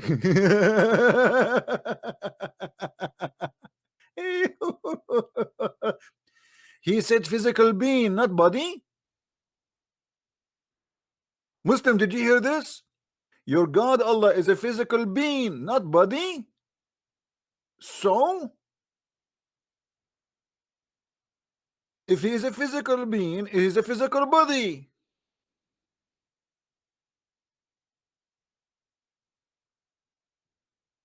I said being, not body. Okay, listen. When you're a prophet, he said Allah will show his leg. You just said you have a leg. The dog have a leg. Is that mean you are a dog? You agreed that Allah he have a leg. That leg is physical or it is a liquid. I want you to open please this hadith with me and read. You're a prophet there is speaking. This is the book 93, Hadith al-Bukhari, verse number 5. Hadith number 532s. Read it. You will see your prophet describing, saying, you will be able to see Allah. They said, how we will see Allah? He said, the same as you see the moon and the sun in the sky. When it's clear, this is how easy. And they said, what we will see in him? What is the sign? He said, you will see his leg. He will show his leg. So Allah, he has a leg, and this leg has to be something physical. And you just agreed that Allah is physical being. Physical being. And the Quran said that Allah, he is going to show his leg. Now, if I ask you, Allah, he has a hand, he has a leg, he has an eye, you will say to me, okay, he has a body, but his body is not like yours. His leg, and this is what you were trying to say to me a second ago, when you said, okay, you know what, the dog, he has a leg. Are you a dog? You know, so you are comparing your God to us, trying to prove to us that the leg of Allah is not the same as the leg of us. This is not the problem. Your God, Allah, he has nothing except a leg. He is a leg. If I ask you, do Allah have a neck? You will say no. Do Allah have a chest? You will say no. With my respect to you, I'm not trying to insult. Do Allah have a waist or a butt? You will say no. So what is left? He is a leg. There is nothing left out of this God except a leg, have 2 hands, and 5 fingers. And you will see in Sahih al-Bukhari, your prophet saying that Allah will carry the earth in the top of his 5 fingers. So he has a physical fingers. He has a real leg. And if you know, I want you to remember that this show is recorded, and all the Muslims, they are going to listen to you again. When you say that Allah, He don't have a physical body, Muslims will come to you and say, from where you got that? Do you have a proof? I am asking you right now for the proof. I am showing my proof, which is Sahih al-Bukhari, from your report, saying that your God, Allah, has a physical body for real, and it is a leg. You ask him, are we going to see God? He did not say you will see him, part of him. He said you will see Allah. How? He will show his leg. So please, admins, not everyone says something to me wrong. You put him in hide. Don't delete the message of the Muslims. All right? Don't do the same as the Muslims. Why you are muting the Muslims in the text? A Muslim, he says, Christian Prince, you are a hypocrite. Let him say that. What's wrong with that? Don't do what the Muslims do. Let the Muslims talk. Please. If we hide the messages of Muslims, we are doing the same as the Muslim. As long as he is not cursing, as long as he is not saying bad language, as long as he is not using death threat, you don't hide his message. So what's the point of being here then? If we do the same as they do, the Muslim, they don't allow anyone actually to chat because they are scared of the opinion of someone else. All right? Don't worry about deceiving. We are here. Nobody can deceive us. Do you think somebody can be deceived that we are teaching? Come on. Take it easy on them. Let the Muslims talk. Only if somebody use a very filthy language or start stalking somebody or start insulting ladies or females in the chat, then you mute them. They deserve it. But somebody says, Christian Prince, you're a liar. So what? Hypocrite. You are okay, say it. So what? Let him say what he think. And we will get him busted. Let us continue. Okay, I'm going to read the hadith for you, and I'm sorry. The hadith is saying, أنتم سترون ربكم يوم القيامة كما ترون القمر ليلة البدر. That's the hadith. I suppose he's speaking Arabic now. This guy is squeezing his bum to make it look like Arabic. And this is the Imam of the mosque. You were referring to. We know it very well. Now, God has a leg. God has hands. God has fingers. Hold on, sir. You have to listen now if you want to learn. No, brother, listen. Yeah, just wait. Read the hadith after. Sorry, I mentioned by mistake this hadith. This is hadith number 532C, not S. C. I know the hadith you were referring. That's why you have to read that one, please. You don't get read that one, please. Listen to me. Okay. You have to listen. Okay. We believe that God, all these that He has mentioned in the Quran, or Prophet Muhammad has mentioned in the hadith, authentic hadith, those attributes are true, and we believe in them as they are, as it is mentioned by Allah and His Messenger. Now, I asked you yourself earlier to show you that I'm not comparing God with you. I said to you that you have a leg and a dog has a leg, but you cannot compare yourself with a dog. That's what I'm saying. Now, do not put words in my mouth. I did not say God has a body. I say a physical being, because you and I have not seen God yet, and inshallah we will see Him yawm al-qiyamati, as the Prophet said, inshallah ta'ala. Now you just listen now and let me conclude inshallah for this question. Now, for what you mentioned, it is true, but those attributes are attributes of God. But if you are taking those references, why can't you take the other reference that says, Laysa kamithlihi shay'un wa huwa as-sami'ul basir? I just told you. Hold on. You have to hold on now and listen. Allah, there is nothing like Him, as He is all hearing and all seeing. One moment. Let me jump in here. I got your point. Let me jump here and say, because I think that you're trying to have it both ways. Islam is trying to have it both ways. first of all, you state that God is absolutely simplicity. Right? That's your words. That's your words, sir, not my words. Okay, but let me state this here. God is absolutely simple. God is simplicity. In other words, when I say that God is absolutely simple, God is simplicity, I'm saying to you that simple means without parts. That's what I'm saying. Simple means without parts. But what has parts can come apart. So if you say that God has parts, then what has parts can come apart. Simple means indivisible. God is not capable of being divided. There are no seams in God. There is no place in which the fabric of his being can be torn or come undone. God's simplicity means that he is absolutely one. Not only does he have unity, but he is absolute unity. You see? So therefore, you cannot contribute parts to God. Now, great. And I once again, for the people listening, and I'm sorry, dear brother, just for people listening, you said you used the word simple and simplicity, and whatever word you use, it did not come out of our mouth. We said that God I'm just making my case. Okay, wonderful. Terminology, so Mr. Moderator, we can understand. Mr. Moderator, you mentioned the fact that God is not capable of being divided, and God does not consist of parts.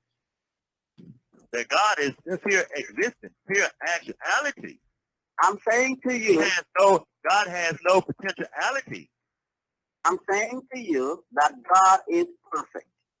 Now, if something is perfect, or one is perfect, and you said absolute, the word absolute means a lot. Hold one moment. The leg of Allah, just a second please. The leg of Allah, he's saying to us, the leg of Allah is perfect. I think at least I should finish my point before you take the floor. You are taking your time more than me. Actually, he's giving you time more than you, not more than me. You don't have answers. I'm the one who has answers. That's why I should take my time. Just wait. I want you to read the hadith I gave you after this one, because this one will explain. This is your prophet himself. I understand that you show respect to your prophet. So let us go and see what your prophet is saying. Whatever your prophet is saying, he is right. Or what you are saying to us, Allah, he has a leg, but his leg is not like yours. Allah is not like anyone. I'm not asking you if he like me or not. The leg is a leg. Why Allah, he call it a leg? Simply because it's a leg, which means he walk. A leg, why he did not say a wing? Why he did not say an eye? Why he did not say a nose? He is the one who named that part. I gave you after this one, because this one will explain. This is your prophet himself. I understand that you show respect to your prophet. So let us go and see what your prophet is saying. Whatever your prophet is saying, he is right. Or what you are saying to us, Allah, he has a leg, but his leg is not like yours. Allah is not like anyone. I'm not asking you if he like me or not. The leg is a leg. Why Allah, he call it a leg? Simply because it's a leg, which means he walk. A leg, why he did not say a wing? Why he did not say an eye? Why he did not say a nose? He is the one who named that part. He is the one who give it a name and a title, not me. So you don't come after me saying to me, oh, you cannot use it as a leg as you think. Well, he is the one who used it, not me. He called it a leg. It means it's a leg. So you Muslims, to run from what your God is saying, you have to play around the word. Say, oh, you know what? It's not like a leg like yours. I don't care. This is not the question. Maybe it's a beautiful leg. Maybe it's the most amazing leg. But it is a leg. Who named it a leg? It's your God. Who explained it as a leg? It's your prophet. And it's not up to you to say, well, this leg is different. No problem. I'm not saying my leg is the same. Well, my leg has a lot of hair. This is not the question. I'm not comparing myself to your God, Allah, sir. I am not saying. Thank you. Yeah. But I think you want to focus on words and play with words, and that's not how we approach. When it comes to reading the words of God, that's not how we approach things. Unfortunately, we do not play with words. You want to prove to me that my Lord, who is your creator and your protector, your sustainer, your provider, You He is want not my to Lord. reduce him. Okay, you want to reduce him to a leg and want to focus on the word leg. Now, It's not me. It's your if I may Quran. ask, and this time I'm not referring to God, but is there any leg that has an eye or hand or fingers? No. This is why it is Allah. not. This is what. No, no, something listen. that can- This is, Please, brother, listen. just This let is me- why let Allah. me This is finish. why Allah is not like No, any leg. Let me This finish is why. because I think you said earlier that you went to school, and part of what you learn in school is to learn how to listen. And I It's want an to Arabic make my school point anyway. before It's an you. Arabic school. before you- An Arabic you go school ahead. don't teach us that. Now, okay, wonderful, great. Now, I'm saying you want to reduce him to that, but you are not quoting the Quran, saying the Quran reduced him to a leg. That's what I'm saying. And what I told you and Mr. the moderator earlier is that God is a being with attributes far from looking like his creatures' attributes. He is the absolute being and the beginning of everything. So why do you want to go ahead and give an image to him like what you have, as you have not seen him and still cannot sense the being of God as a perfect and absolute being? Now let us be Great. frank and let Let me us be answer. also open as intellectuals in order to debate this clearly. What I want you to do is, if you cannot compare yourself with a dog or a monkey, why do you want to reduce God as a perfect being to a leg, as he mentioned in the Quran or in the Hadith, that he has a leg or an eye or a hand or fingers? Why do you want to do to God what you do not accept to yourself,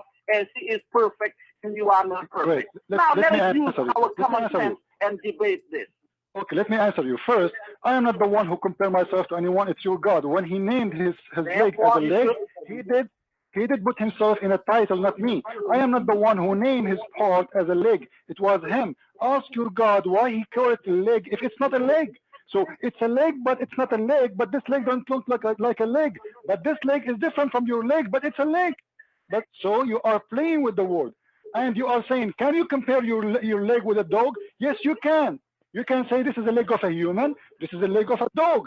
This is a short leg, hairy, it looks like a leg of a dog. This is a leg of a human. We can compare. Who said we cannot? We can compare as long both as they are legs. It doesn't make me really a dog. It doesn't make him a human, but both are legs and we can compare. We can count how many bones they have. We can make a study, and this is how we can make a This is the leg of a human. This is the leg of a dog.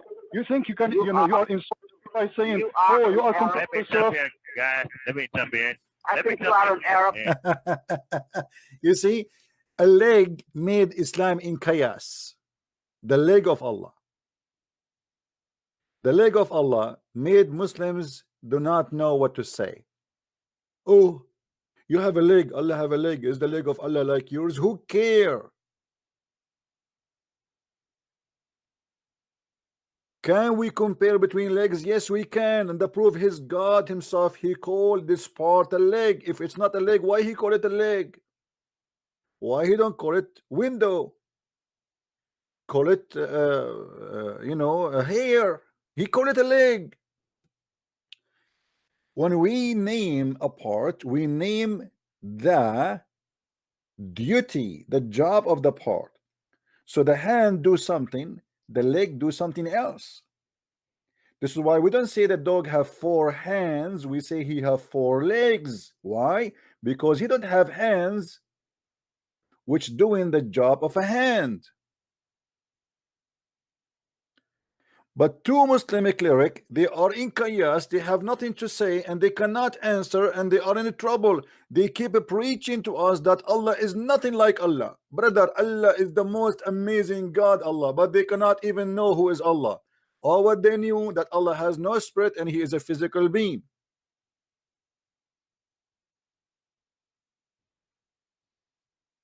How this religion can be a religion? Galen, I believe, that had a theory much similar, if not almost identical to Muhammad's. But I would also like to read you something out of the Bible, which is in the book of Job, which is over probably 1,000 years older than Muhammad. Let's go to the Muslim speaking. that embryology was not there when the Quran was written. I'm saying science was not developed enough in order to explain things as they explain it today. And this is why the scientists, most of them, they refer to the Quran, mainly to those verses, talking about how a human being is created, in order to say, yes, in the 7th century, the answer was there, but science was not as developed as to bring the explanation to that which was mentioned in the Quran. Yeah, as I mentioned in the Quran. What is the Quran? Let us see what the Quran is saying. Let us get them busted. Science. You see, right away they change the topic and they try to say to us, how explain to us that science in total agreement with the Quran. Let me show you the science, my friend, so everybody will laugh at you and at your science. How Allah He created the baby. Try not to laugh.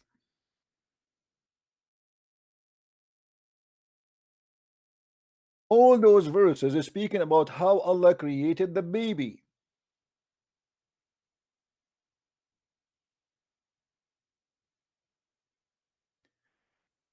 Then we have made the sperm into a clot. Oh no.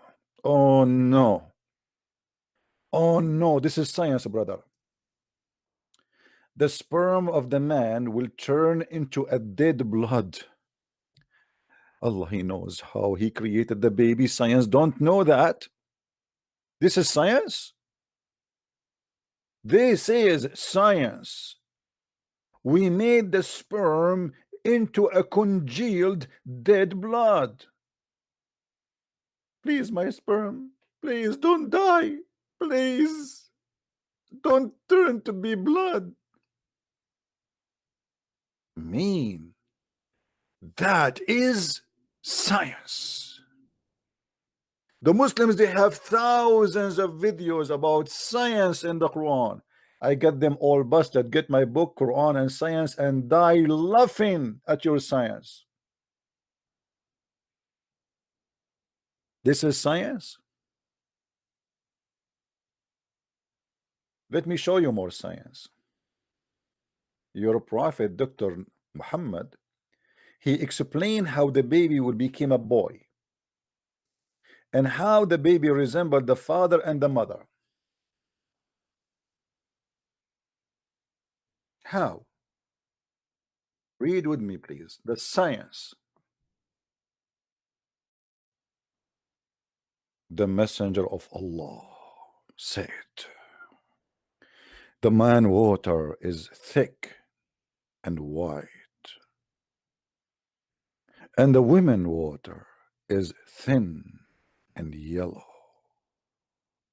Whichever of them comes first, the child will resemble the parents. And here is the good news. If there is any lady except to marry me today, I will promise you I will never come first. So we can guarantee that the baby will be not a boy and he will not look like me, which is scary. Finally, now we can control how our baby look like. All what we need to do, if you are ugly, don't come first. If your wife don't look good, let the man come first. It's very simple, brother. This is a very pure science, brother.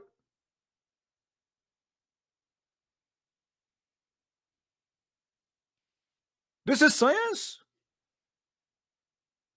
Doctors and science, they prove Muhammad. Absolutely, man. I mean, who are you kidding me? The prophet, if he says something, must be true. This is true. Do we have any Muslim wanna call us? Only Muslim, please. Who is a Muslim wanna call us? No Christian, please. Only Muslims. Mr. Dan Adam, are you a Muslim? Who is a Muslim would like to give us a call? Mayday, Mayday. A Muslim is needed. Mayday, Mayday. Hello?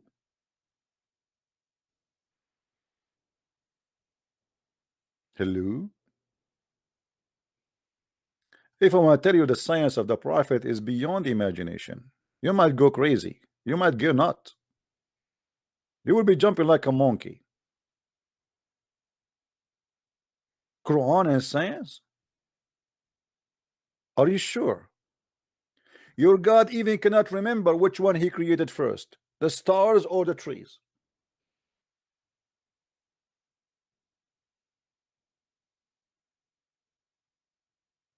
Hello? It's me you're looking for. You never heard this before. And I'm sure you're going crazy. Hello? Yani Abdul, an open challenge. Always using illogical. I am the one is you. So this is your logical for you, guys. A Muslim saying I am using illogical. This is your prophet, not me talking. Your prophet saying if you have orgasm first, the baby will look like you. And by the way, most of Muslim women, they don't have orgasm because they do circumcision for them, if not all. And the proof is Muhammad's wife herself, she don't even know what orgasm.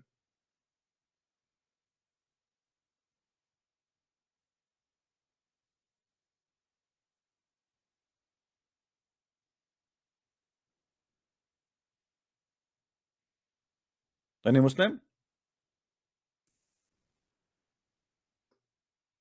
Isn't it the wife of Muhammad? She said to him, huh? What? Women have orgasm? What? The wife of Muhammad, she never heard of orgasm. You tell me why. What Muhammad was doing when he was sleeping with her? Hmm?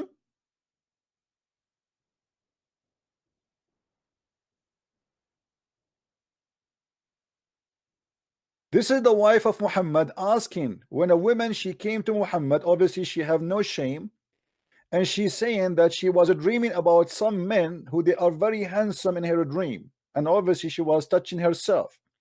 So she said to the Prophet of Allah, after a woman she have discharge, should she wash her vagina? The wife of Muhammad, she said, she smiled, saying, what?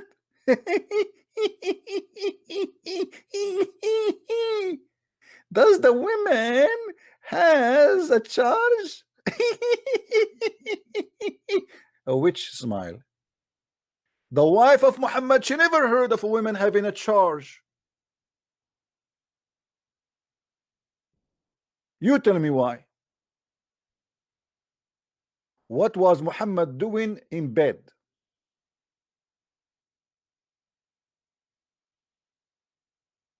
Hello?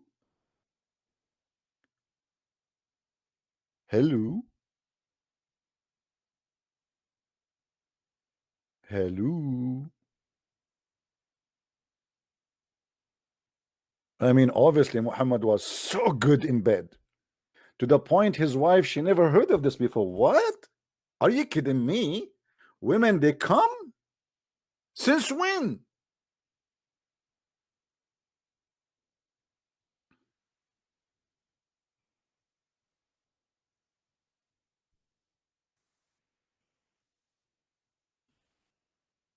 Well, I understand why the wife of Muhammad, she never have this charge, because the hadith confirmed that Muhammad never have sex with them. He imagined that he's having sex. I mean, somebody have to do it. Isn't it the hadith says that the prophet, he imagined himself having sex? In fact, he never did. So how the poor wife, she would have this charge? The prophet continues for such and such a period, imagining that he had slept, had sexual relationship with his wife, but in fact he did not.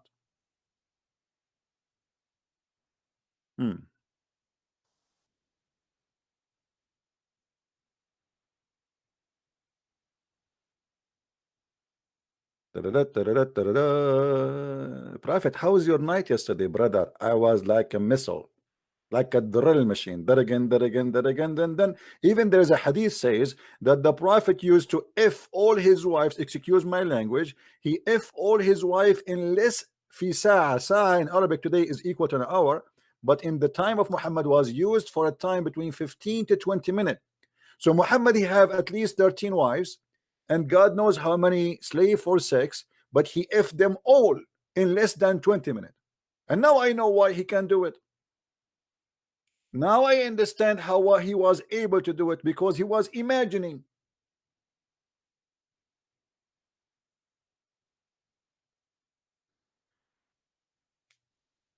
If you Muslims believe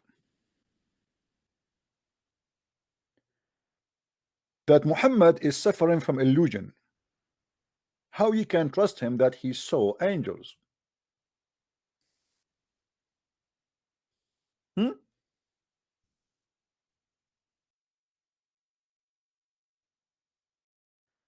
Once the Prophet was bewitched, so he began to imagine that he had done a thing which in fact he did not. Hold on. We have a bewitched prophet? Brothers and sisters, I invite you to convert now to accept the bewitched prophet to be your favorite one. If we say to the Muslims, you're a prophet bewitched, they will be insulted and they will be offended.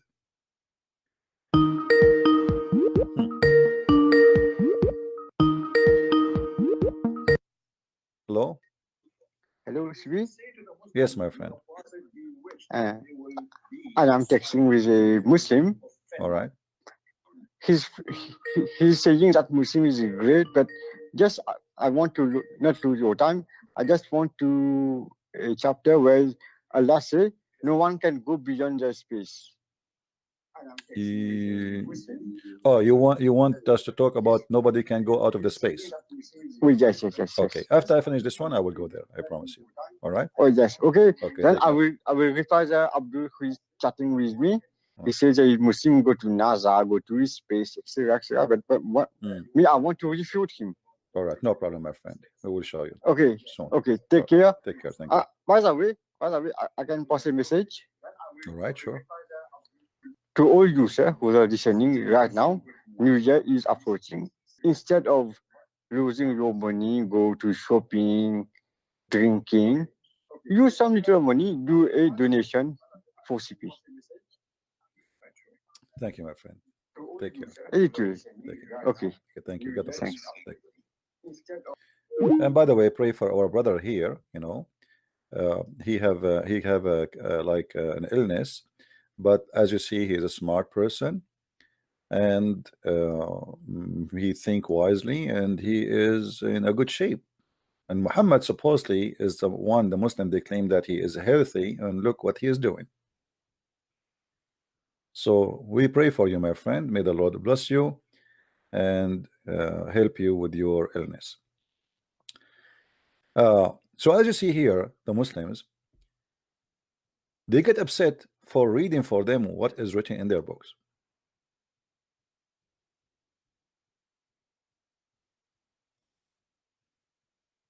It's scary.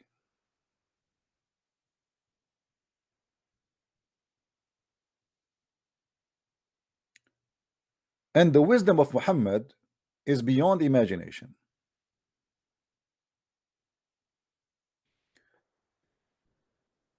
Muhammad was a very special man. You can ask him about farting. My uncle, he asked Allah Apostle about a person who imagined that he farted during the prayer. Allah Apostle replied, he should not leave the prayer unless he hear the sound and smell the sound.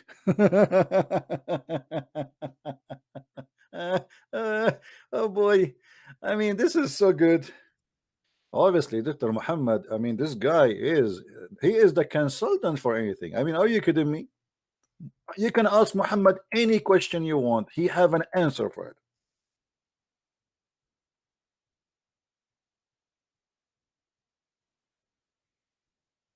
Right? Do we have any Muslim before we start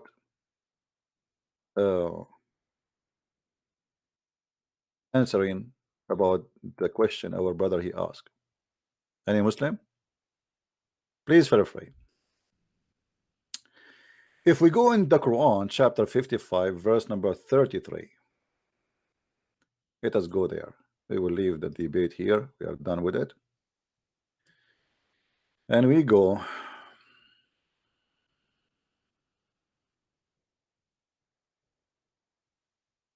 All right.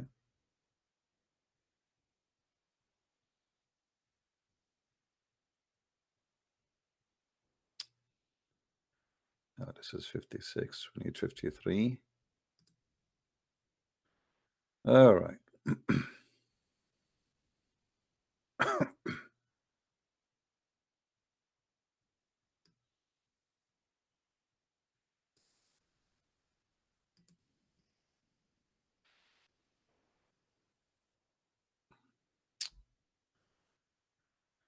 You know, each time we try to speak to Muslims, they give us their own solution and their own answers.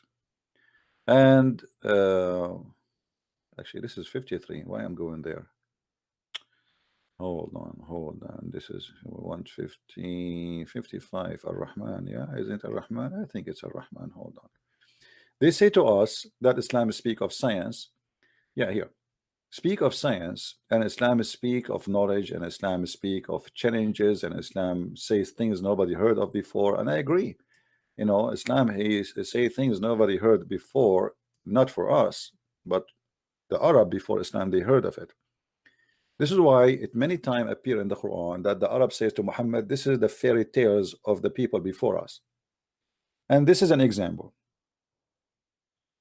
Muhammad, he taught his followers that they should believe in a genie, and there's many naive Christians, they think that the word genie is a demon. Islam and Muslim do not believe in demon. So for those naive one who keep repeating the same thing, please inform them that Muslims do not believe in demon. Genie are creatures created from fire, and they are not a spirit. They are physically exist, but they are a transformer. They can transform themselves. Even they can go through your blood. Even they can have sex with a human being, male or female. And the genie are male genie and female genie, and they have religion too. And Shaitan himself is a genie, which means he's one of the jinn. Now, in the chapter 55, verse number 33, it says, "O assembly of jinn and men, if it be ye can pass beyond the zones of the earth, the heaven and the earth, pass ye, not without authority shall you be able to pass." What does that mean? It's mean you cannot leave, because if you try to leave, Allah will shoot your ass. How we can prove that? Just go down in the Quran, one verse more, you will see. On you will be sent, O evil ones, twin. This is false, by the way. The translation is not really, it doesn't say that. A flame of fire and smoke, and no defense you will have, which means they will try to go out of the zone of the earth, but if you try to go, Allah will shoot you. He is challenging two creatures. Ya ma'sar al-jinni wal-ins, or human and genie, not only genie, both. And if you try to go out of the earth, Allah will shoot your ass by a fire.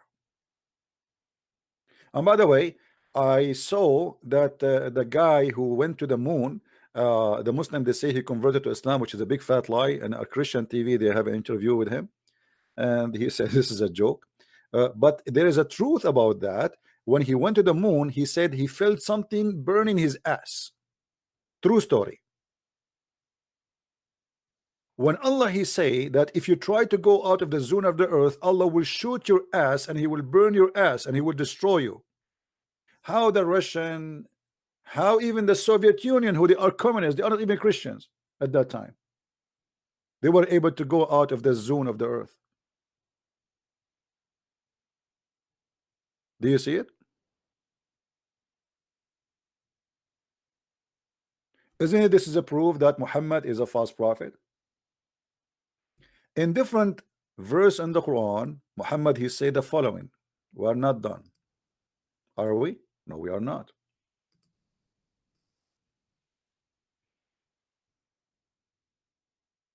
Why Allah created the stars? Allah created the stars so he can shoot you in your ass if you try to go out of the earth. And we have adorned the lowest heaven with lamps, LED lamps, and we have made such lamps as missiles to drive away the evil ones. If we go and read the interpretation for this, you will see that Muhammad he claimed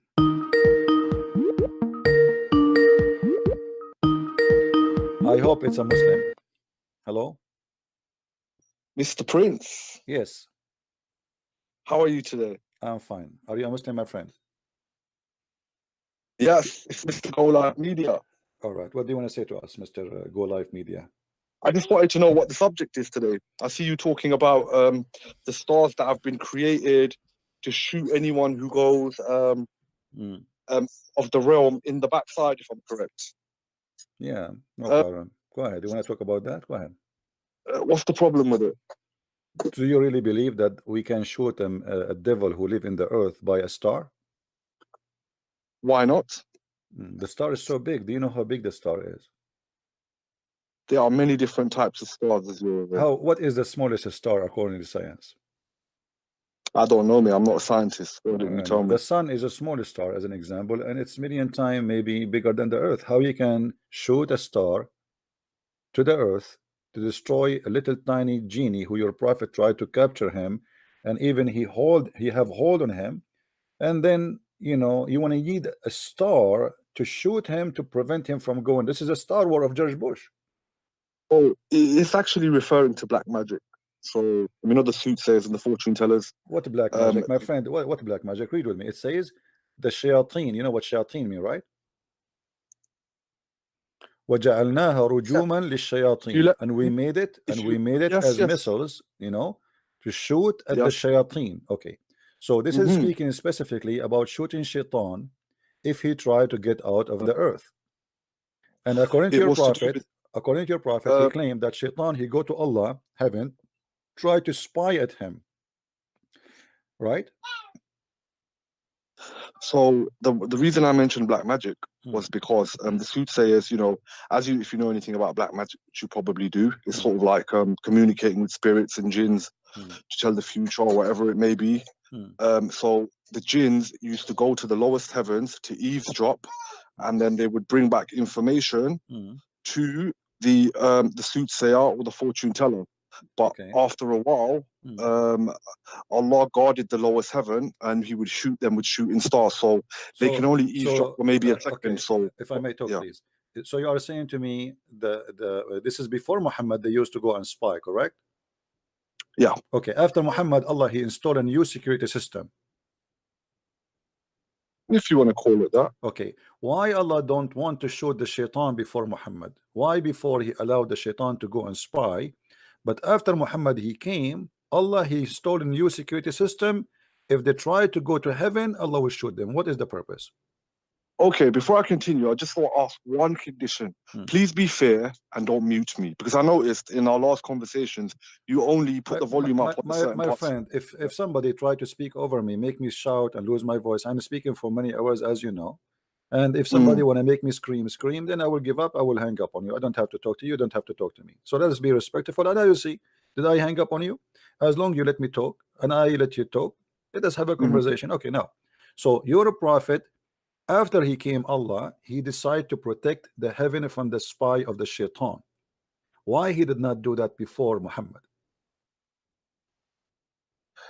As you know, I think we've had this discussion before with regards to magic and the demons, and it's all part of Allah's makeup of how everything works and the test for man. So the angels that brought down the black magic at Babylon, Harut and Marut, and then another situation where Solomon had the jinns working for him to build the temple of Solomon. Here we go. We are going in a circle now.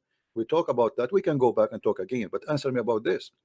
Why Allah now he implement a security system, not before? Muhammad, he came. Muhammad is the last prophet.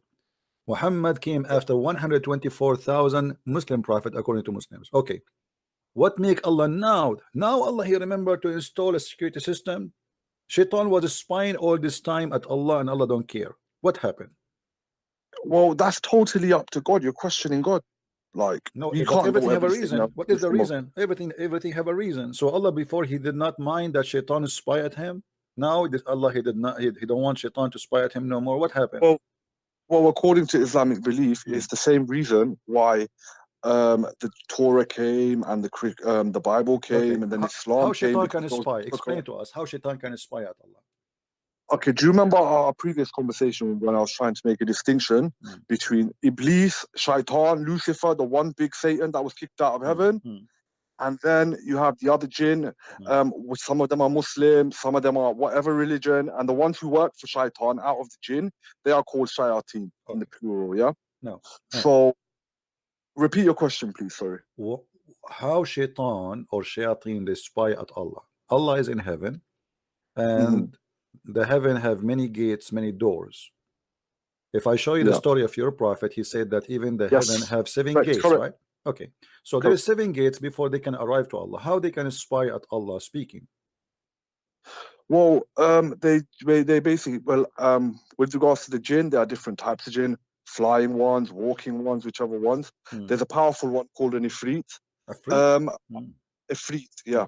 And I would assume they flew up to the lowest heaven and tried to spy on the ongoings in the lowest heaven from the outside, literally in terms of listening into sound.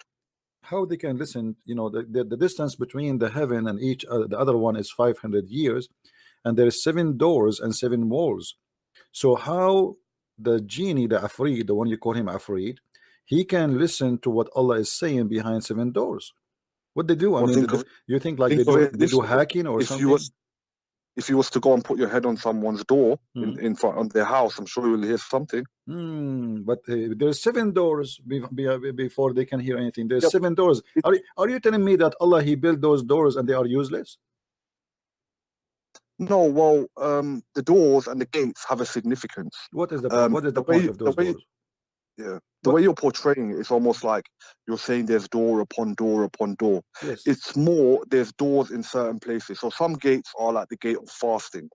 Another gate may be the gate of praying. Another gate may be the gate of charity. My friend, no, is it no. This is not true. That's not true. The gates we are talking about are physical gate, and there's doors and there's guards. And your prophet, each time he fly, he know the guard. The famous night journey, yes. Yes, the guards they ask, who is he? That he was invited, you know.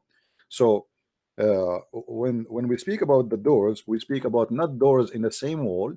They are doors. They are 7 gates in 7 fences, and the distance between them, according to your prophet, 500 years.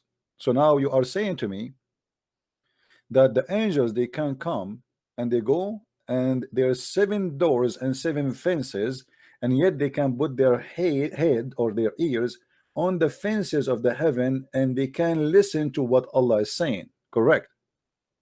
Well, if it's the lowest heaven, I'm assuming it would be the last gate, the one gate for the exit. Okay, but Allah is in the 7th heaven. But Allah is in the 7th heaven, right? He's on top of the heavens. Okay, he is, but he is in the last heaven, the 7th heaven, right? He's not in the heaven, no. He's above the heavens on his throne in a manner that suits his majesty. Really? Okay. Yeah. But according to your prophet, okay, in the 7th heaven where Allah is located, do he have air? We only go by what we've been told. If there's anything above Allah, after Allah, I wouldn't believe that God needs air to breathe. Okay, if there's anything above Allah, no. Okay. Well, your prophet, he said that there is something above Allah. Read with me, please. This is Sahih Hadith says, I said, O Allah Messenger, where was our Lord before he created his creation? He said, he was above the cloud, before which was air, and above which was air and water. Do you see it? Hold on. It's because I'm on the Skype. I'm not actually looking at the YouTube, but I'll be there shortly. But anyway, you continue. Okay, so Allah, he is not as Muslim they claim. Here we go. There's air above him, and there's air underneath of him, and there's even water there. So, you know, you say to me that Allah is above the heaven. He is in, you know, in a place where there's water and air, and there's air above him, and there's air underneath of him. Now, maybe because there is air, the shaitan, he can spy at him, because as I know, sound does not travel in the space. Scientifically, yes. So how the shaitan can hear the sound of Allah if the space is empty and there is no air? Well, once again, we believe in the unseen and the knowledge of the ghaib, as they say. And whatever God wills, he wills. And if he said it, we believe it. Okay. Now, when Allah, he said that you cannot go out of the zone of the earth, and he is challenging the mankind and the genie, and then we find that people, they went to the moon. So how Allah, he made a challenge which is a false challenge? So are you talking about challenge in Surah Taha? The chapter of Ar-Rahman. Chapter of Ar-Rahman. Yeah. La tanfudu illa bisultan. Right, yeah, okay. Right. Okay. Well, he made this challenge after he's created the barrier with the shooting stars. Okay, but after that, the American, they went there, the Russian, they went there, and you know, and how this happened. So how Allah, he challenged the man and the genie to go, yet they go. No. You're talking about NASA missions and comparing them to the lowest heavens.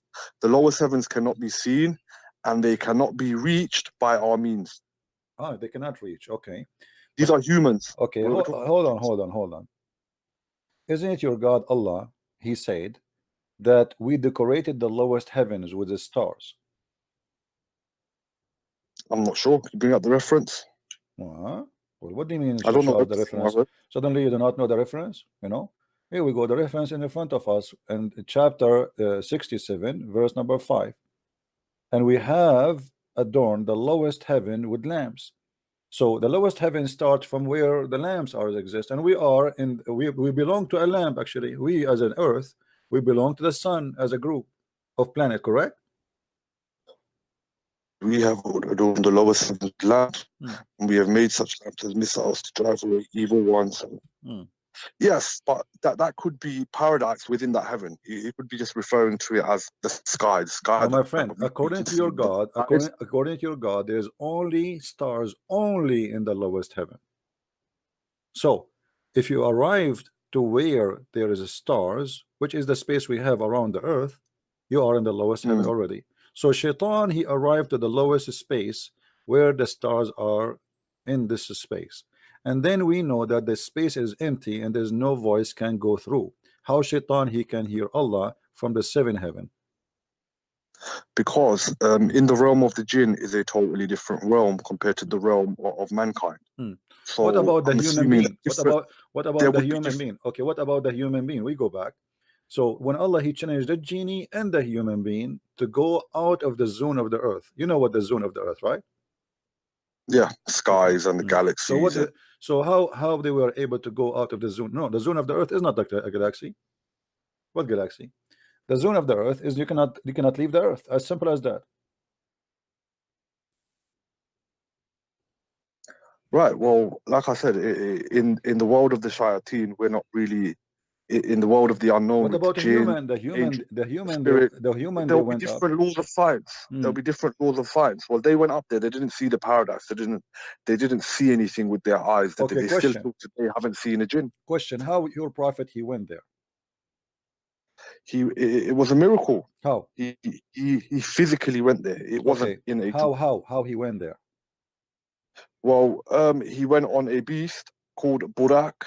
It's not necessarily a winged horse, as people say, but it is between the sizes of a horse and a donkey. It's something that's not of this world, so it's hard to describe. Okay, flying, but that doesn't have wings, correct? Okay. So in that heaven, the paradise of No, Allah. it might have wings. I think it does have wings. Nowhere, I never saw that it says have wings. I don't know. I never saw that. Maybe you can show me. I will learn from you. But as I know, it is a sexy female mule, very white, because Allah, He hit the black people and He hit the color. Where did you get this stuff from? Yeah, because where did you get this sexy female mule? What are you talking about? Sure, we can. You know, what are you talking about? Isn't it your prophet? He described how beautiful this beast is. So yes, it's a sexy female which is very white, and it's a have a long legs, and each head of her leg can go to the beyond the horizon. Now, if we go and we ask you, is the beast is a physical beast, the one you call him beast, not me. I believe he's like just a donkey between a mule. He's a mule between the horse and the donkey. That's a mule. So that mule who is very white, which is female in the same time, because supposedly he is different kind of animal, who went all the way to heaven. What is, you know, this is a physical journey. You said physically Muhammad, he went there, correct? Yes. Okay.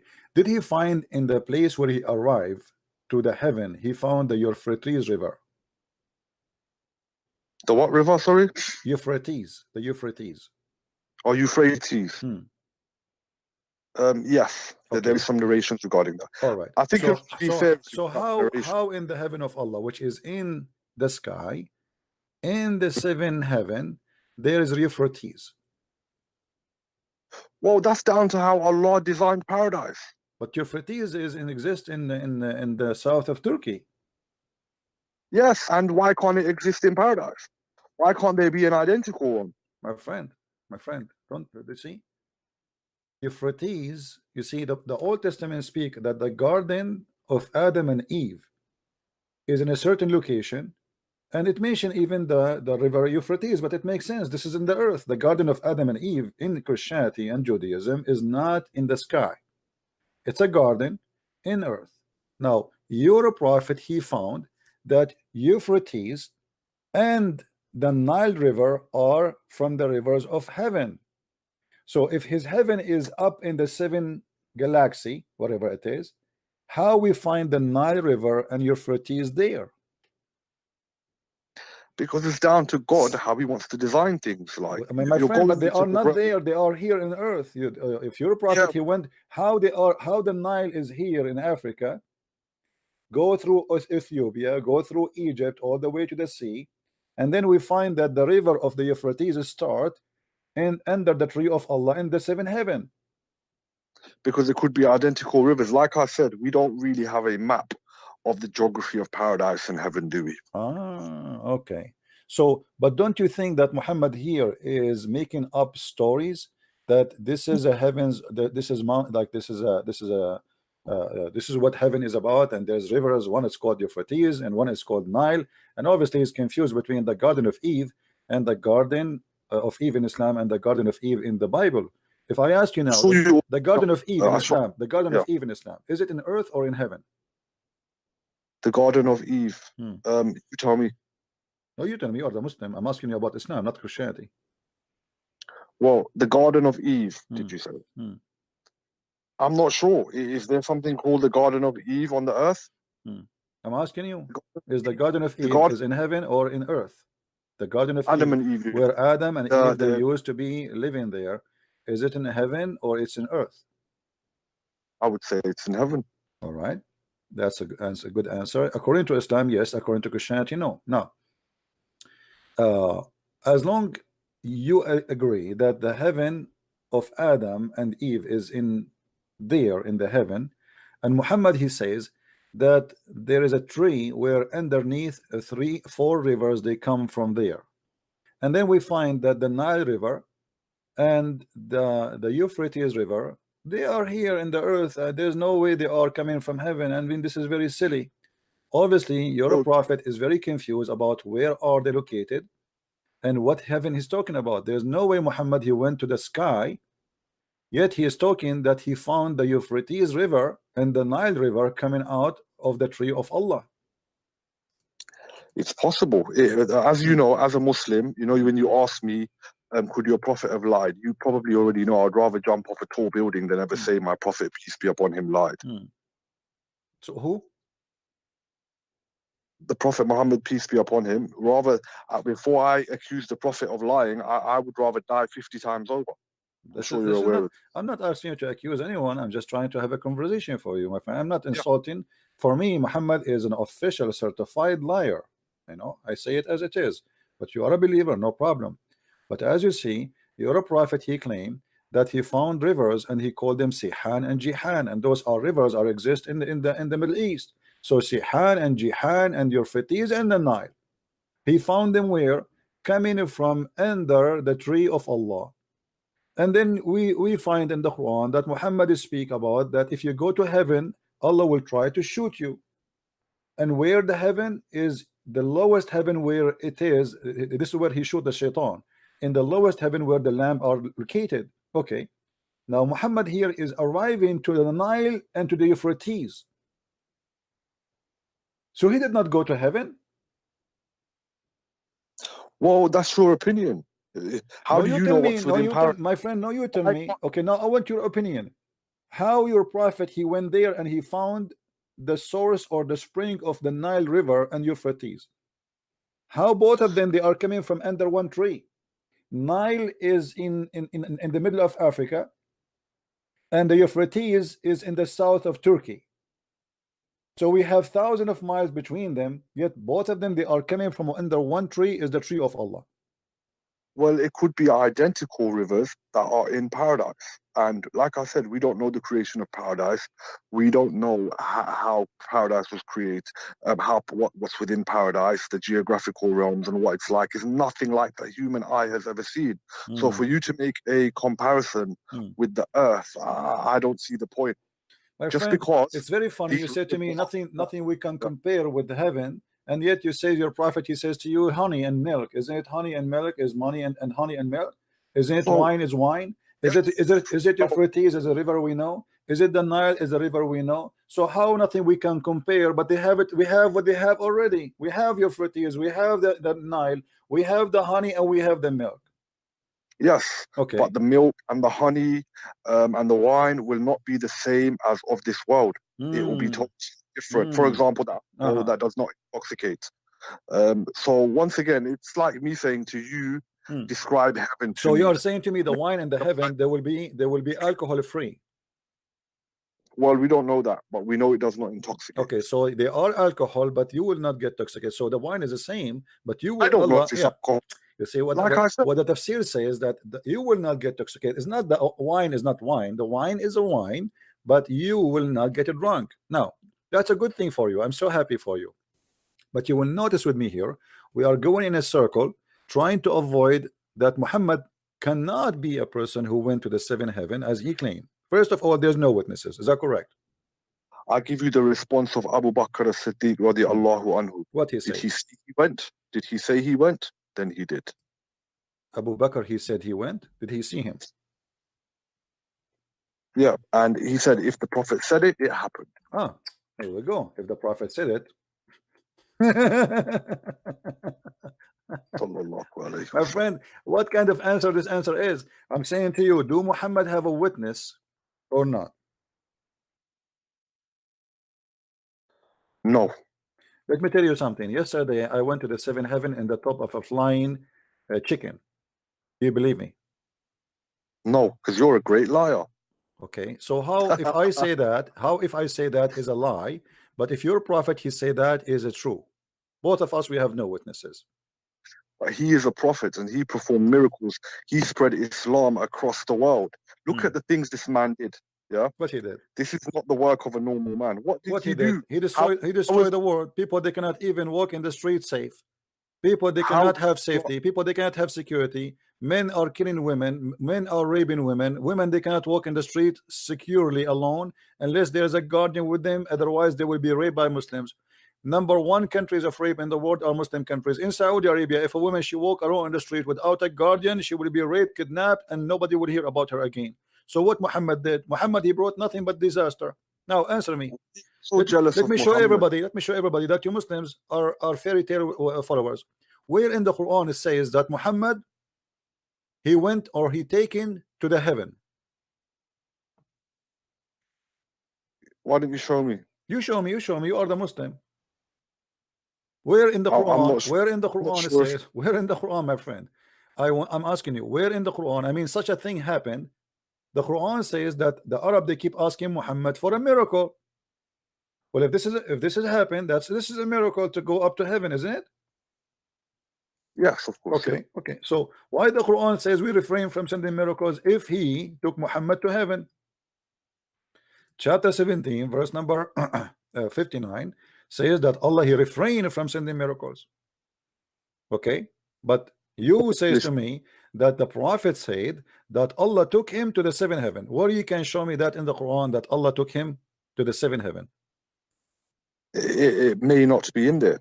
So you are saying to me such a thing which is extremely important is not in the Quran, but in the Quran we have a story that an ant, she told the other ants to hide. Allah have time to tell us the story what happened between the ants. Allah has time to tell us about the bird who is a captain in the army or general in the army of the chicken. Allah have time to tell us all the fairy tale stories about the flying carpet of Sulaiman. But Allah has no time to tell us how Muhammad he went to heaven. Well, it's totally up to him what he puts in the Quran, isn't it? But secondly, we get our prayers from the discussion that happened between Muhammad sallallahu alaihi wasallam and Allah in Isra wal Miraj. Okay, let me ask you. Let me ask you. That pray 5 times a day. Hold on. In the Isra al Mi'raj, was it a vision or it was a real journey? I see you're aware of the disputes within scholars regarding this. Scholars? Some say it was a vision, and some say it was physical. I'm of the opinion that it was physical. Okay, so you are a person who is accusing Allah to be a liar because this is not the scholar. This is not the scholar opinion. This is Quran, my friend. All right, hang on. So with regards to your point, no, you do not know. Okay, which verse in the Quran saying this was a vision? Okay, no, but I found the verse that my friend, spoke about my friend, I challenge you to tell me which verse. You never heard of this before, and don't play that you know. Just because I said to you, just because you know, just because I said to you that the Quran says that a second ago, you said to me the scholars they say that a second ago. Now I said to you, but this is not the scholars. Come on, be honest, be fair. Okay, come on. okay, okay. Quran chapter 17, verse 1. Exalted is he who took his servant by night from Masjid al-Haram to Masjid al-Aqsa, whose surroundings we have blessed to show him our signs. Indeed, he is the hearing, the seeing. Okay, and Masjid al-Aqsa is not in heaven. Yeah, but you never thought. But he told my friend, come on, focus with me, focus. Don't be nervous. Don't be nervous. Don't be nervous. Take it easy. Take it easy. Take it easy. I say to you, this is first of all the verse here proving that the story of Muhammad is a big fat lie, because nowhere it says I took you to heaven. It says I took you to this, from the second mosque into the farthest mosque. Where is the farthest mosque? There's no mosque at that time. There's no Muslims there. What mosque? Hold on. This verse okay, what is the name of that mosque and where it's located? Can you tell me? In Al-Aqsa in Jerusalem. Aqsa is just the farthest, is not a word, is not a name, it's just a mean far away, the far away mosque. Where? Come on, you're all aware that my friend, Al-Aqsa in Arabic, you can ask any Arab guy, the word Aqsa means the farthermost, the most far mosque. Muslims, there was no Muslims around the world. What mosque? When the first mosque is built in Jerusalem, after you occupy Jerusalem, after you invade Jerusalem, and Umar al-Khattab, he took it over, and then you start building mosques. So what mosque Muhammad is talking about that he went during the night? Trying to say Masjid al-Aqsa was built by Umar al-Khattab. Is that what you're trying to say? My friend, there's nothing it's called Al-Aqsa. This is a lie. This is a lie. There's nothing it's called Al-Aqsa. Long after that, Abdul Malik ibn Marwan and other caliphate, they start destroying temples from Lebanon and other countries and taking rocks and build a mosque there in the top of a Jewish temple. There's nothing it's called Al-Aqsa. It's a lie. It's a big fat lie. Same time, my friend, as you see here, where is in the verse it says that Allah, he took Muhammad to heaven? I asked you, where in the Quran it says that Allah, he took Muhammad to the heaven? Can you show me the verse? I repeat that again. Okay, well, part of the verse tells you of the miraculous journey, right? It tells you about the journey in one night. So are you saying to me that the journey was not to heaven, was only to the mosque which is in Jerusalem? No, it is as Muhammad So why sallallahu Allah alayhi did wasallam. not mention which one is more important, the journey to the house of Allah or journey for a mosque in Jerusalem? Well, Allah's not there to give you all of the answers. Then what's the point of having faith? My friend, what is the point of saying to me something is part of the journey, which is the most important part of it, is to go all the way to Allah? Which one is more important? He mentioned to me that Allah, he took him to the Father mosque, but he don't want to mention to me that he took him to heaven. Come on, it's like getting something Jesus said. Okay, and then let me ask you. Let me ask you in the again. Bible. Let me ask you Why is it again. not in the Bible, then? Let me ask you again. Was it a vision or it was a real journey? It was a real journey. Okay, is that an opinion of Allah or opinion of the scholars? It's the opinion of Muhammad sallallahu alayhi wasallam, the way he described it in the hadith. Okay. It's as he said. All right, here we go. So you are saying to me, anyone he says something different, he is wrong, right? Well, there's difference of opinion, isn't there? Like, I'm not a scholar. Don't play with the words. Either you say to me, anyone he believed that it was a vision, he's a liar, or you say to me, it is. He's not. It is the truth. He's mistaken. He's mistaken. Okay, I will take your words, guys. Take this gentleman. He said that the one who believed that Muhammad did not go in real, it was a vision. He is mistaken. Okay, I like that. Well, we will find that in the same chapter, in the same story. This is the chapter 17, verse number 60. It says that Allah, he did a vision for Muhammad, not a journey as real physical thing. Let's have a look.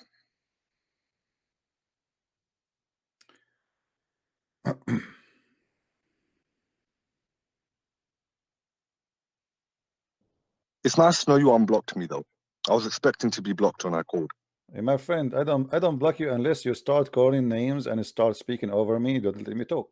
So now, does it say there that Allah, he showed him a vision, not a true journey? We told thee that thy Lord doth encompass, or you put something in the way? No, it's in the front of you.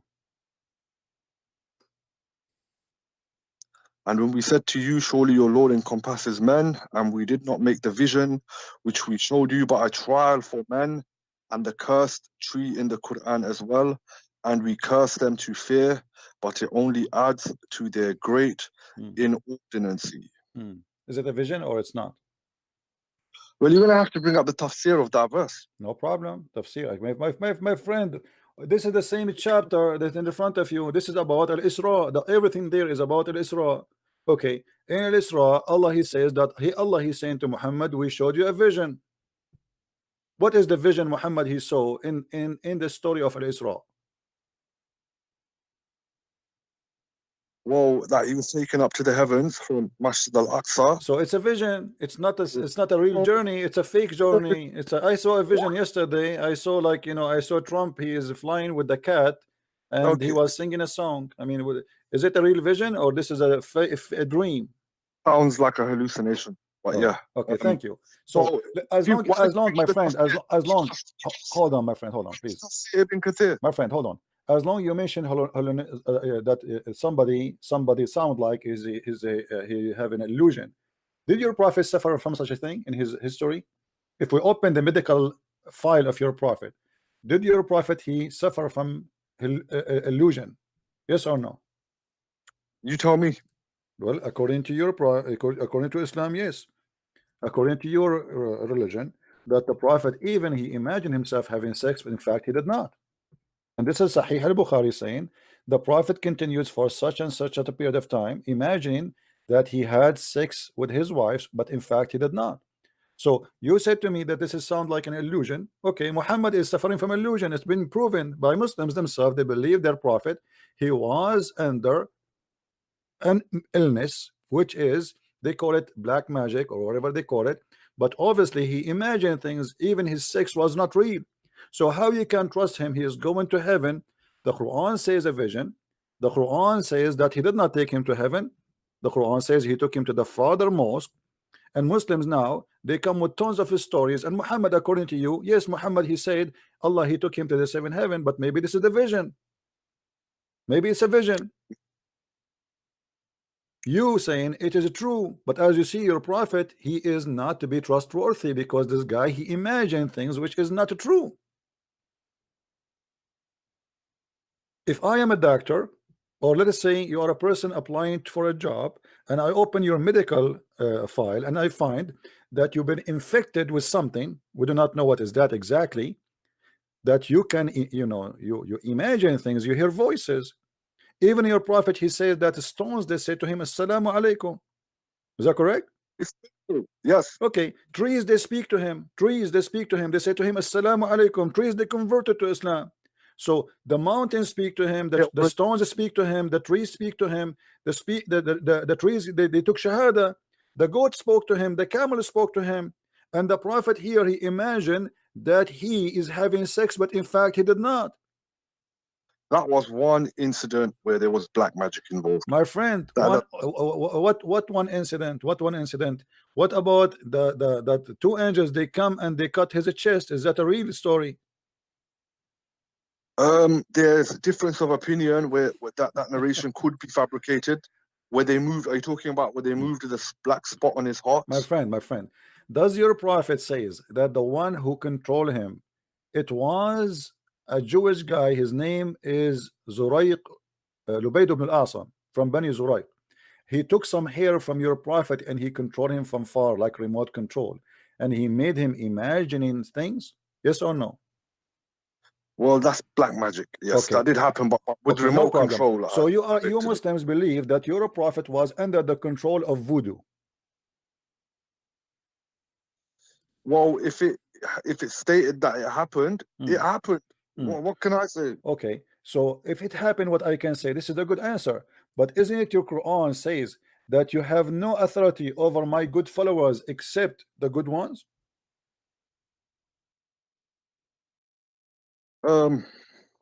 Maybe, yeah. What do you mean maybe? Yes or We've no? done this argument. Okay, we've had this conversation. So how Muhammad here is imagining things, and this is from Shaitan, and Muhammad in the Quran, Allah, he said to him that Shaitan have no authority over the one who is good except the one who follow thee, which means follow Shaitan. So in order for Shaitan to control Muhammad, he have to be following thee, which means following Shaitan. So the story you are talking about proving that Muhammad, he is following thee. Who is the Shaitan? That's the thing, that people that do black magic now and affect good Muslims that are believers, they still affect them. It doesn't mean that they're following the Shaitan. It's just something that Allah laid down as a test to be used by men of our time. So is it black magic is a black magic satanic, or it is godly thing? It's satanic. Okay, so here the verse saying that as long as it's satanic, it's mean this is from the authority of Shaitan. So as long as it's satanic, this is from the power of Shaitan, correct? Black magic is from the power of Shaitan. Okay, yeah. so as long as it can only be, it can only be, it can only work if God wills it to work. Okay, no, that's not true. The verse here saying, عبادي ليس لكم إن عبادي ليس لك عليهم سلطان إلا من اتبعك من الغاوين. So Allah, by his authority, he said that okay, I will not let you control any of my good followers, but I will let you control the bad ones. So Muhammad must be from the bad ones to be able to narrate control the rest of the narration then. Narrate the rest of the narration that angel Jibreel came down and notified him of where the magic was, and then they found the magic in the bottom of a well so they could break the magic. Okay, let me ask you a question about the story about the angel Jibreel. The angel Jibreel, he came and he did investigation and he found where the magic is. Where he found the magic? In the bottom of a well. Okay, the magic is thrown in the bottom of a well. How that can happen? He literally, when I say that, I mean he took some hairs off his comb, okay, loosened it and threw the hairs in the bottom of the well. All right, Muhammad was camping his beard like hijab, and some hair come in his, and somebody took it and he controlled somebody. Your prophet was controlled by some hair, correct? Yeah, with black magic. Well, controlled is a strong word. That's mean that anyone in the world now can control anyone who knows the words to say, he can take some hair from somebody and can control somebody by controlling his hair, right? controlling his hair, Okay. but it depends on the power of that magician. Why the guy who throw the hair, which is giving him the power of Muhammad there, and why the angels they have to do investigation if they are angels of God? Don't you know what people do? Where did you get the word investigation from? Well, here we go. You see. Read with me carefully. Okay, my friend. Hold on. Read with me the story. My friend, the story in front of us. There come to me two men. And what happened? Two men, they come to me. Who are those two men? One of them is Jibreel. Do you agree? Does it say that in the narration? I don't know. I'm asking you, who are those two men? They are two angels. And they My friend, I have not memorized narrations. I'm not a okay, hadith no scholar. problem. Here we go. Your prophet saying, there come to me two men. One of them sat near my feet and the other near my head. And the one near my feet asked the one near my head, pointing at me, what's wrong with this man? Two angels, one of them he do not know. The other one is smarter. The other one play ignorant. Good cop, bad cop. The later replied, he is under the effect of magic. The first one asked, who had worked magic on him? The bad cop, he don't know. The other one replied, Lubayd ibn al-Asam. Okay, so now we know who is the one who did that to him. The first one asked, what material he did use? The other one replied, saying, the skin of pollen from a male made date tree, with a camp in the hair stock, kept under a stone in the well of Dahran or Dahron. Then scroll down. Okay. Why did you take it off? Huh? Scroll down on the narration. Okay. And then the prophet went to the well and said, this is the same well which they shown me in the dream. Was that a dream? Well, it sounds to me like he got wahi, revelation from the angel to tell him where it was. Okay, so your prophet obviously he see things in his dream, correct? Yes. Okay. Now, after Muhammad, he saw that dream and he found what he claimed that the magic causing him to be bad. Was Muhammad better? Causing him to be bad. It doesn't say this. No, because he was under magic, he was controlled by magic. Is Muhammad now smarter, better? Well, that's a bit of a funny question, isn't it? Well, no, okay, now we found the reason, and the angels, they told him where is the magic. Now, did Muhammad change? He became better, became healthy. Well, once they dismantled the magic, he was fine. Really? Yeah. How you know? Well, the effects of the magic were broken once they dismantled the magic. All right. Let us see if Muhammad was fine after the angels they came to him. How you can prove to me that Muhammad became fine? This is a challenge. I will give it to you. Well, it's just according to our belief. If you find the magic and you break the magic, there's various ways. You said he became fine. How you can show me that? I am the person who learn from you nicely, kindly, please. Can you prove to me that Muhammad became fine after that? Well, I'm just going according to the normal rules of exorcism. Where it says that he became fine, can you show me?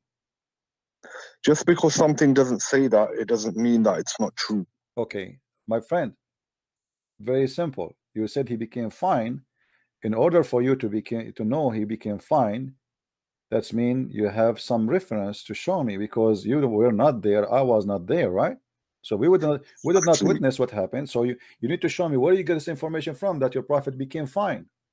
Well, I can give you the counter statement of where can you show me that he wasn't fine. All over the whole Quran is proving Muhammad not to be fine. Everything in the Quran is proving Muhammad to be not a person who obviously he is a person suffering from mental issues. Choose for me a chapter in the Quran. Choose for me a chapter in the Quran is not full of mental issues. My friend, when you're a prophet, he said that if the man have orgasm first, the baby will be like the father. If the women have orgasm first, the baby will be like the mother. Was he fine or he was suffering from mental illness? He was fine. So you believe, you as a Muslim, that if a man have orgasm first, the baby will look like the father, and if the women have orgasm first, the baby will look like the mother. Well, this depending on scientific research. I'm not a scientist, but This I is would not take the my question. prophet's Do word you for it. believe in that or not? Do you believe really, you as a person who have a very healthy brain and you are not under black magic, do you believe that if a woman have orgasm first, the baby will be a boy, a girl, and if the man have orgasm first, the baby will be a boy? Do you believe in that?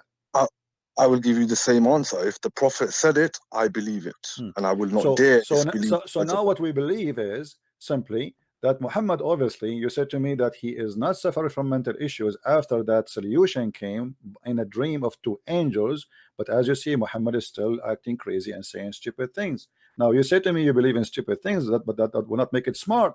That will make you, both of you, stupid, with my respect to you. If you say so. Okay, so I got what I want. Thank you very much for calling me. Is that it? What about? Let's move on to something else. I don't mind. What you will go about what? I mean, that's it. You know, you just proved to me that you Muslims believe in a stupid. My friend, you just proved to me that you Muslims believe in whatever garbage Muhammad he says. It doesn't matter if it's crazy, stupid or not. You believe in it. How in the world you believe that if women have orgasm first, the baby will be like the women? Muslim women, they can't even have orgasm because they do circumcision for them. No, that's not everyone. What do you mean? Let me ask you. Did the prophet wives have orgasm? What kind of question is that? Obviously, why not? Why not? Why not? Why not? Why not? Why not? What's wrong? What's wrong? Huh? Of course. What is the proof? I have a proof that this is not true. The wife of the prophet, when one of the women who offered herself, and she is the auntie of Muhammad, she saw a wetted dream. She was watching Playboy before she sleep, and then she have a dream, wetted dream, and she have orgasm. She came to the prophet and she said to him, should a woman who sees a wetted dream wash her vagina? The prophet says, if she have a discharge. Huh? The prophet said, before the prophet said, Salama, which is the wife of your prophet, said, oh, messenger of Allah, does that really happen? Which means, does that women have discharge? How she is his wife, but she never have orgasm? That's silly. I think you're making yourself look really stupid here, because I don't get your point. Because my point is, the women she is saying, the women she have wetted dream and she have discharge. The women, the wife of the prophet, said, how a woman she have discharge? This is cannot be true. Muhammad, he said to her, yes, she have. Huh? She have. And as you see, this hadith is a Sahih hadith. It's in Sahih al-Bukhari. It is in Sahih Muslim. It's all over. So your point is, a woman did not know whether she has an orgasm or not. And my that friend, is so she never had one. A woman, she is asking, wondering. This is the wife of the prophet. This is not a woman. A woman, she saw orgasm. She is not the wife of the prophet. Hold on. A woman, she is wait. A woman, she is not the wife of the prophet. She is asking if she see what a dream, touching her vagina, having orgasm, should she wash? The wife of Muhammad, she said, because she said that a woman she have discharge. Does this happen? Muhammad, he said to her, yes. The man has discharge and the women have discharge. When the man have discharge, i.e. the sperm, and he's explained to his wife, the man discharge, i.e. the sperm, is thick and white, and the women discharge is yellow. And so the resemble comes from the ones, you know, the one who his comes come first. So the wife of Muhammad, she was wondering how this happened. Muhammad, he did not explain yet what is after. The first woman, she just said that she have orgasm. The wife of Muhammad, she's saying how this can happen, how you can have orgasm. So well, she wasn't a scientist, and maybe she was just asking normally. Who said that? My friend, we don't really. My friend, yes, she's asking normally. Thank you very much. She's asking how a woman she can have orgasm.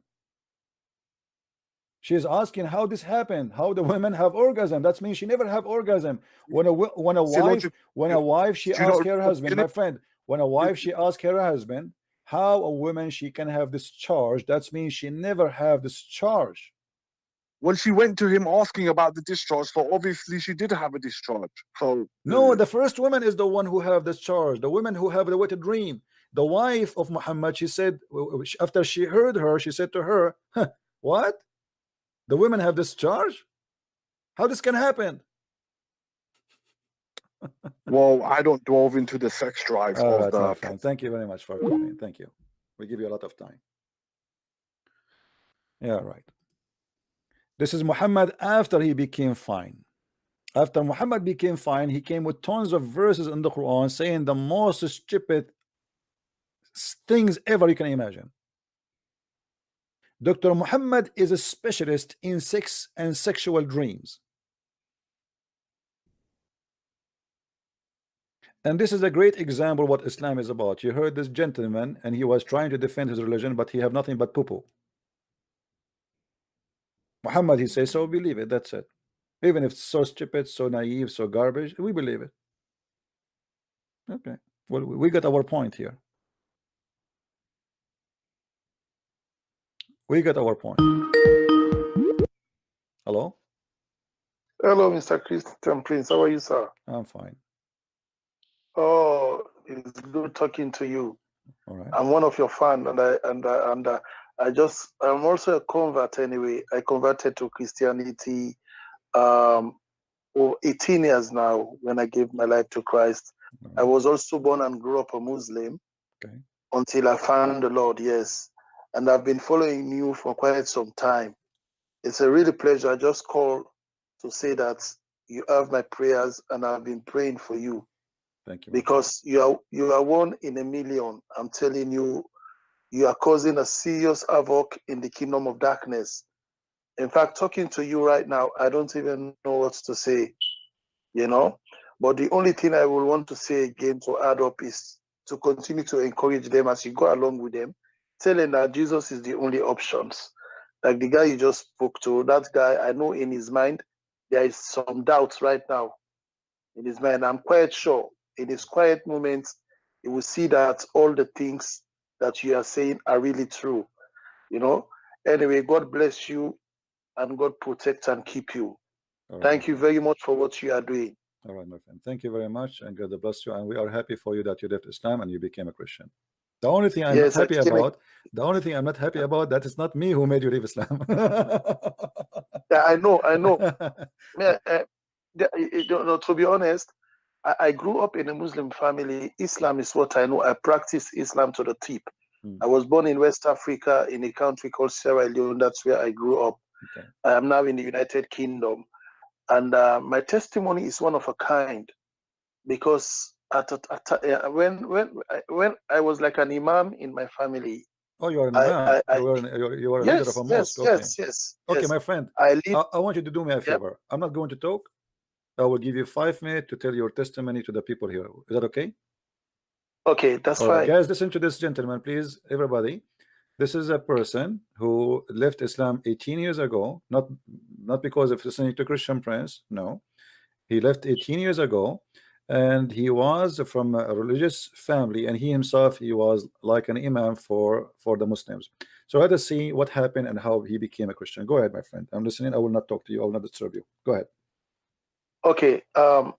Actually, my name is Saidu, and my second name is Abbasi, Saidu Abbasi. I was born and grew up a Muslim. I was born in an Islamic family, and I studied the Quran to some parts. In fact, I was the one who urged my dad to take me to the madrasa, to join me to the Islamic school. And my father was an Islamic scholar. He was responsible for the naming of babies and Islamic marriages. And then he became ill. And then during that period when he was so sick, I loved my father so much that I prayed to Allah and I did all kind of things so that Allah will actually deliver my dad. But eventually my dad died. And immediately my dad died on the 1st of February 2001. In August, I started experiencing the same complaint. Actually, the whole thing has to do with witchcraft. And so the same thing applies to me. I started experiencing all those bad things my dad was complaining, wherein no medical science was actually able, or no doctors was actually able to diagnose. I began to experience the same thing. And then one of my sister was discussing this to a friend that my dad just died, our father just died, and then my younger brother again is going through the same stuff my dad went through.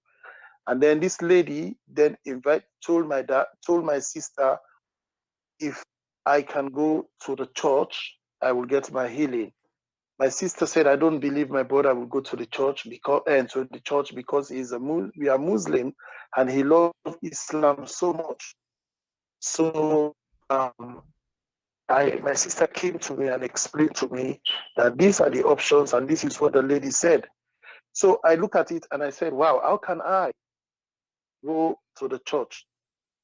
Will this be possible? But as I was still suffering from this affliction and pain, I eventually decided to go to the church. When I go to the church, I receive my miracle, I receive my healing. The affliction that actually killed my dad, right, I was delivered by Christ. And I was not only delivered, Christ revealed himself to me in many ways. For you people listening out there, you Muslim, you might think that I am not saying the truth. For you to believe that I was a Muslim, I'm going to recite some verses so you will know indeed that, for example, I'm going to read Ayat al-Kursi, which is Allahu la ilaha illa huwa ayyul qayyum. Sinatu wa lana lahu ma fi samawati wa ma fi ard man jalla yashfa'u indahu illa bihizmi ya'lamu ma bayna aydihim wa ma khalfahum wa la yu'tuna min shay'in min ilmihi illa bima sha'a wa si'a kursiyyu samawati wa ard wa la yahudu hifdhuhuma wa huwa azizul azim. Qul huwa Allahu ahad Allahu samad lam yalid wa lam yulad wa lam yakul lahu kufuwan ahad. I'm just saying this because for over 18 years now, some of these things are passing away. I can't even remember them again because I've now been embedded in Christianity, right? So some of these verses, I are forgetting them, actually. But what I'm saying is that Jesus is Lord to the glory of God. Islam has nothing to offer humanity, neither anyone who finds himself in that religion. What Christian Prince is doing, right, is the right thing. And God has called him for this day and for this age to the Muslim world. He is a professional in what he is doing. So I want to encourage every Muslim listening there, right, to consider their faith. Muhammad is a false prophet. Allah is a false God. And Islam is nothing but a farce. There is a lot I will have said, but I don't want to go further than that. Anyway, this is all I have to say tonight. Thank you very much. I'm calling from the United Kingdom. Anyway. All right, my friend. Thank you very much for calling. And we are blessed with your call. And I hope that you will be able to bring more people out of Islam to the light of Christ so they can Amen. enjoy eternity and love of the Lord. Thank you very much for the call. Amen. Thank you, Christian Priest. Thank you. God bless. Take care. All right. If you notice, the Muslims, when they speak to us, they try to insult. A Muslim, he says to me, his name is Dan in the chat. He said, Christian Prince, did your grandmother have orgasm? I mean, supposedly that is, I mean, how silly is that? And if she have an orgasm, is that bad? She's married to my grandfather. Good job, my grandfather. You're a prophet. He have tons of wives, yet his God, who promised him a power of 4,000 men in heaven. Isn't it your God who promised every man to have the power of wife 100 in heaven? And your prophet, he been promised the power of 40 men of people of heaven. That's mean he have the power of 4,000 men. Yet he cannot make his wife have orgasm. Well, if your prophet cannot use his private part, let him use something else, my friend. Your prophet was having sex with what exactly? Maybe he was doing it even in the wrong location.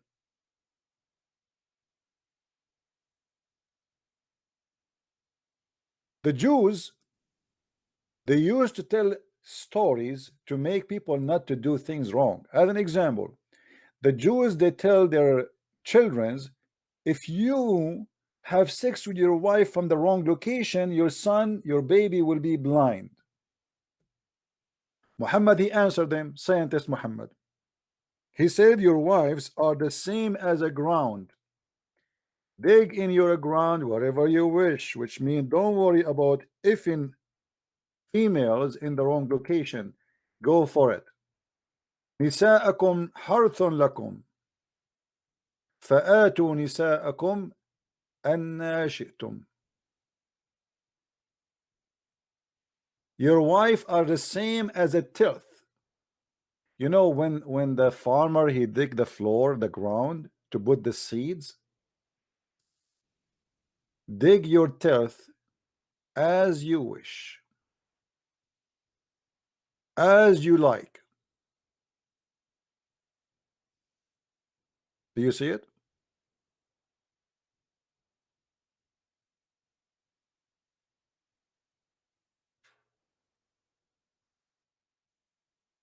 Any Abdul? No, the Muslim, they try to say this is a position, but the fact is not a position. This is about location, because the Jews, this was an answer for the Jews who believe that if you have sex with the wife from the wrong location, your child will become blind. And this lies they spread because they don't want men to practice that. But it's a fiction anyway.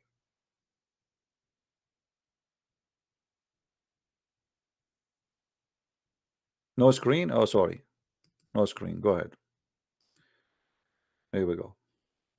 You see it now? Chapter 2, verse number 223.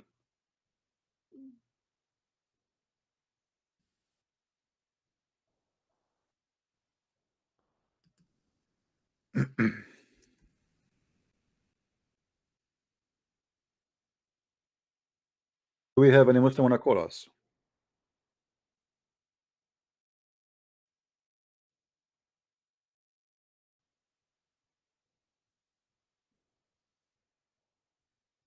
Hmm?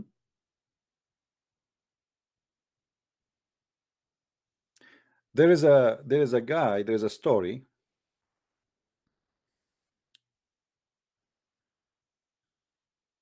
After the death of Uthman ibn Affan,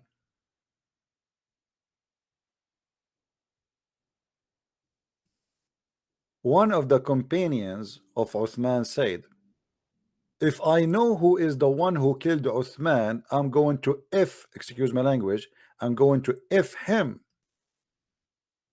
A gay was listening, and he said, I am the one who I am the one who killed Uthman.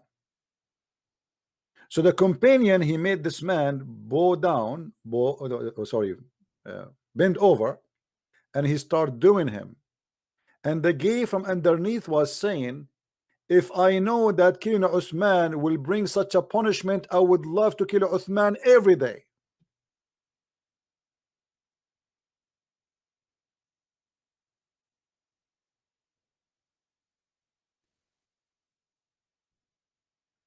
Any Muslim?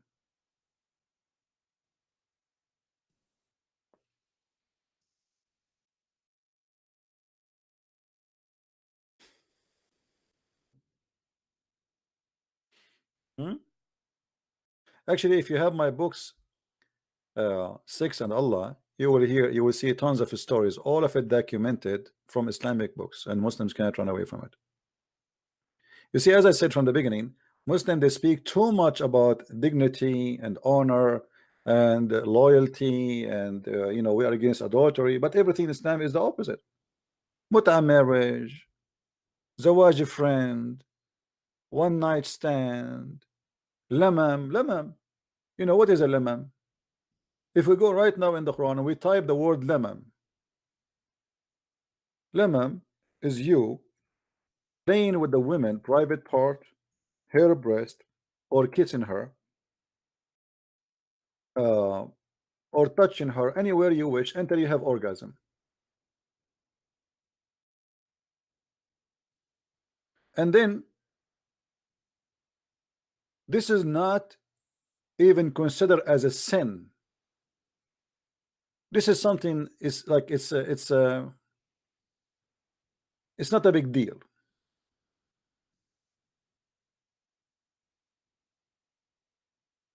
So what is the great shameful sin in Islam? If you have intercourse with the women not in a legal way, not necessarily by marriage, because you can have sex with your slave, she's not your wife. You can have sex with a woman, she offer herself to you if you are a prophet like Muhammad. You can have sex with watermelon. You even can order a child slave to use her hand or his hand to play with your private part. That is not even sin.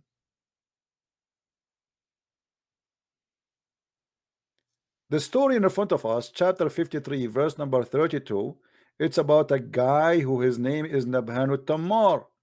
Nabhan al-Tammar, he went to a woman. Hello?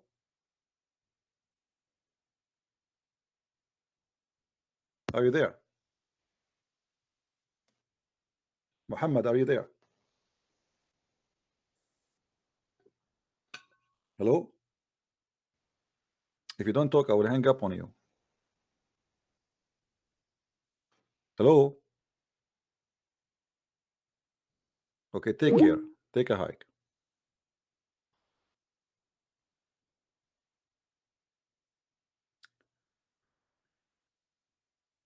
Nabhan al-Tammar, a woman, she came to him and she said to him, he said to her, go inside the store. Inside the store, I have for you a lot of better fruits. Tammar in Arabic mean the guy who sell palm date fruits. As simple as that. Hello? Hello?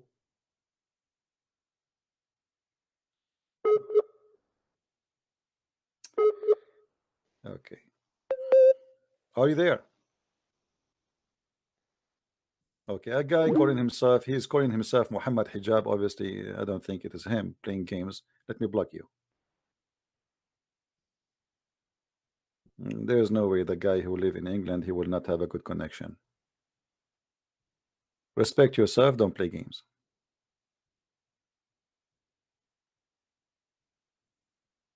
Anyway, if we go and see the story of Nabhan al-Tammar,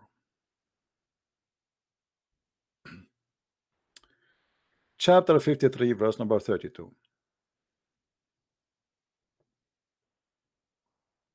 And again, thank you guys for those who they are making donation. We appreciate your support and your help.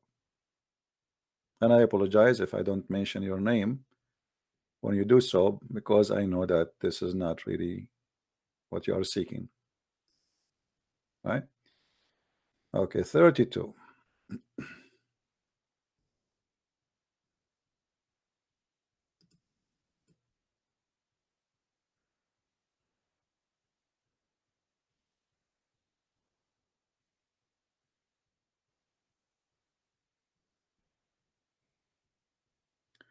Look what Muhammad, he speak and he teach the Muslims. Muhammad, he teach the Muslims that every human being, he commit adultery because Allah, he forced him to do adultery. Allah, he wrote for you in your destiny to be an adulterist. And every one of us, he have a special amount of adultery to do. It's not a choice. It is Allah decree. Allah decree for us, which means it is in our fate that we will do our portion of adultery, and it's not a choice. And here we ask ourselves, how stupid this man who says such a thing to say, I will punish you for adultery, if this is what Allah he decree for us.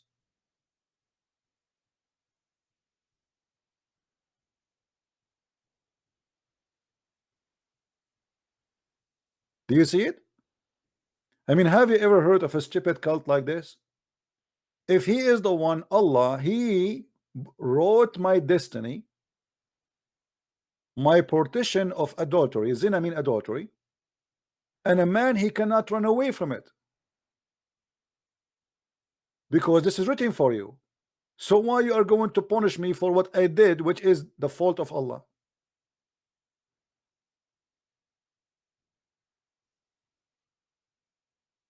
This is why I asked the gentleman who called me, the guy who was defending Muhammad, do you think Muhammad, after he recovered from the bewitched black magic, he was better?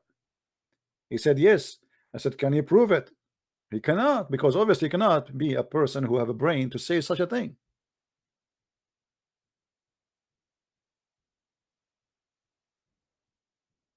What is the wisdom of punishing me for a sin you write for me? The same as what happened to Adam. According to Islam, Adam was a victim of Allah.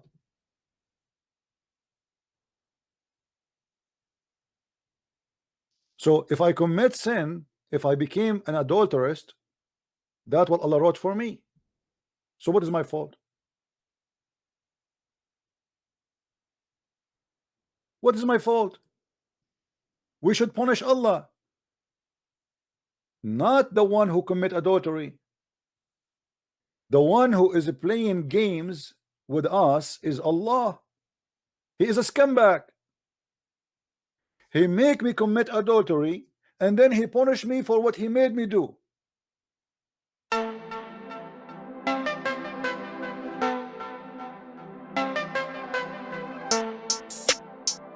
Have you ever heard of a stupid cult like this before?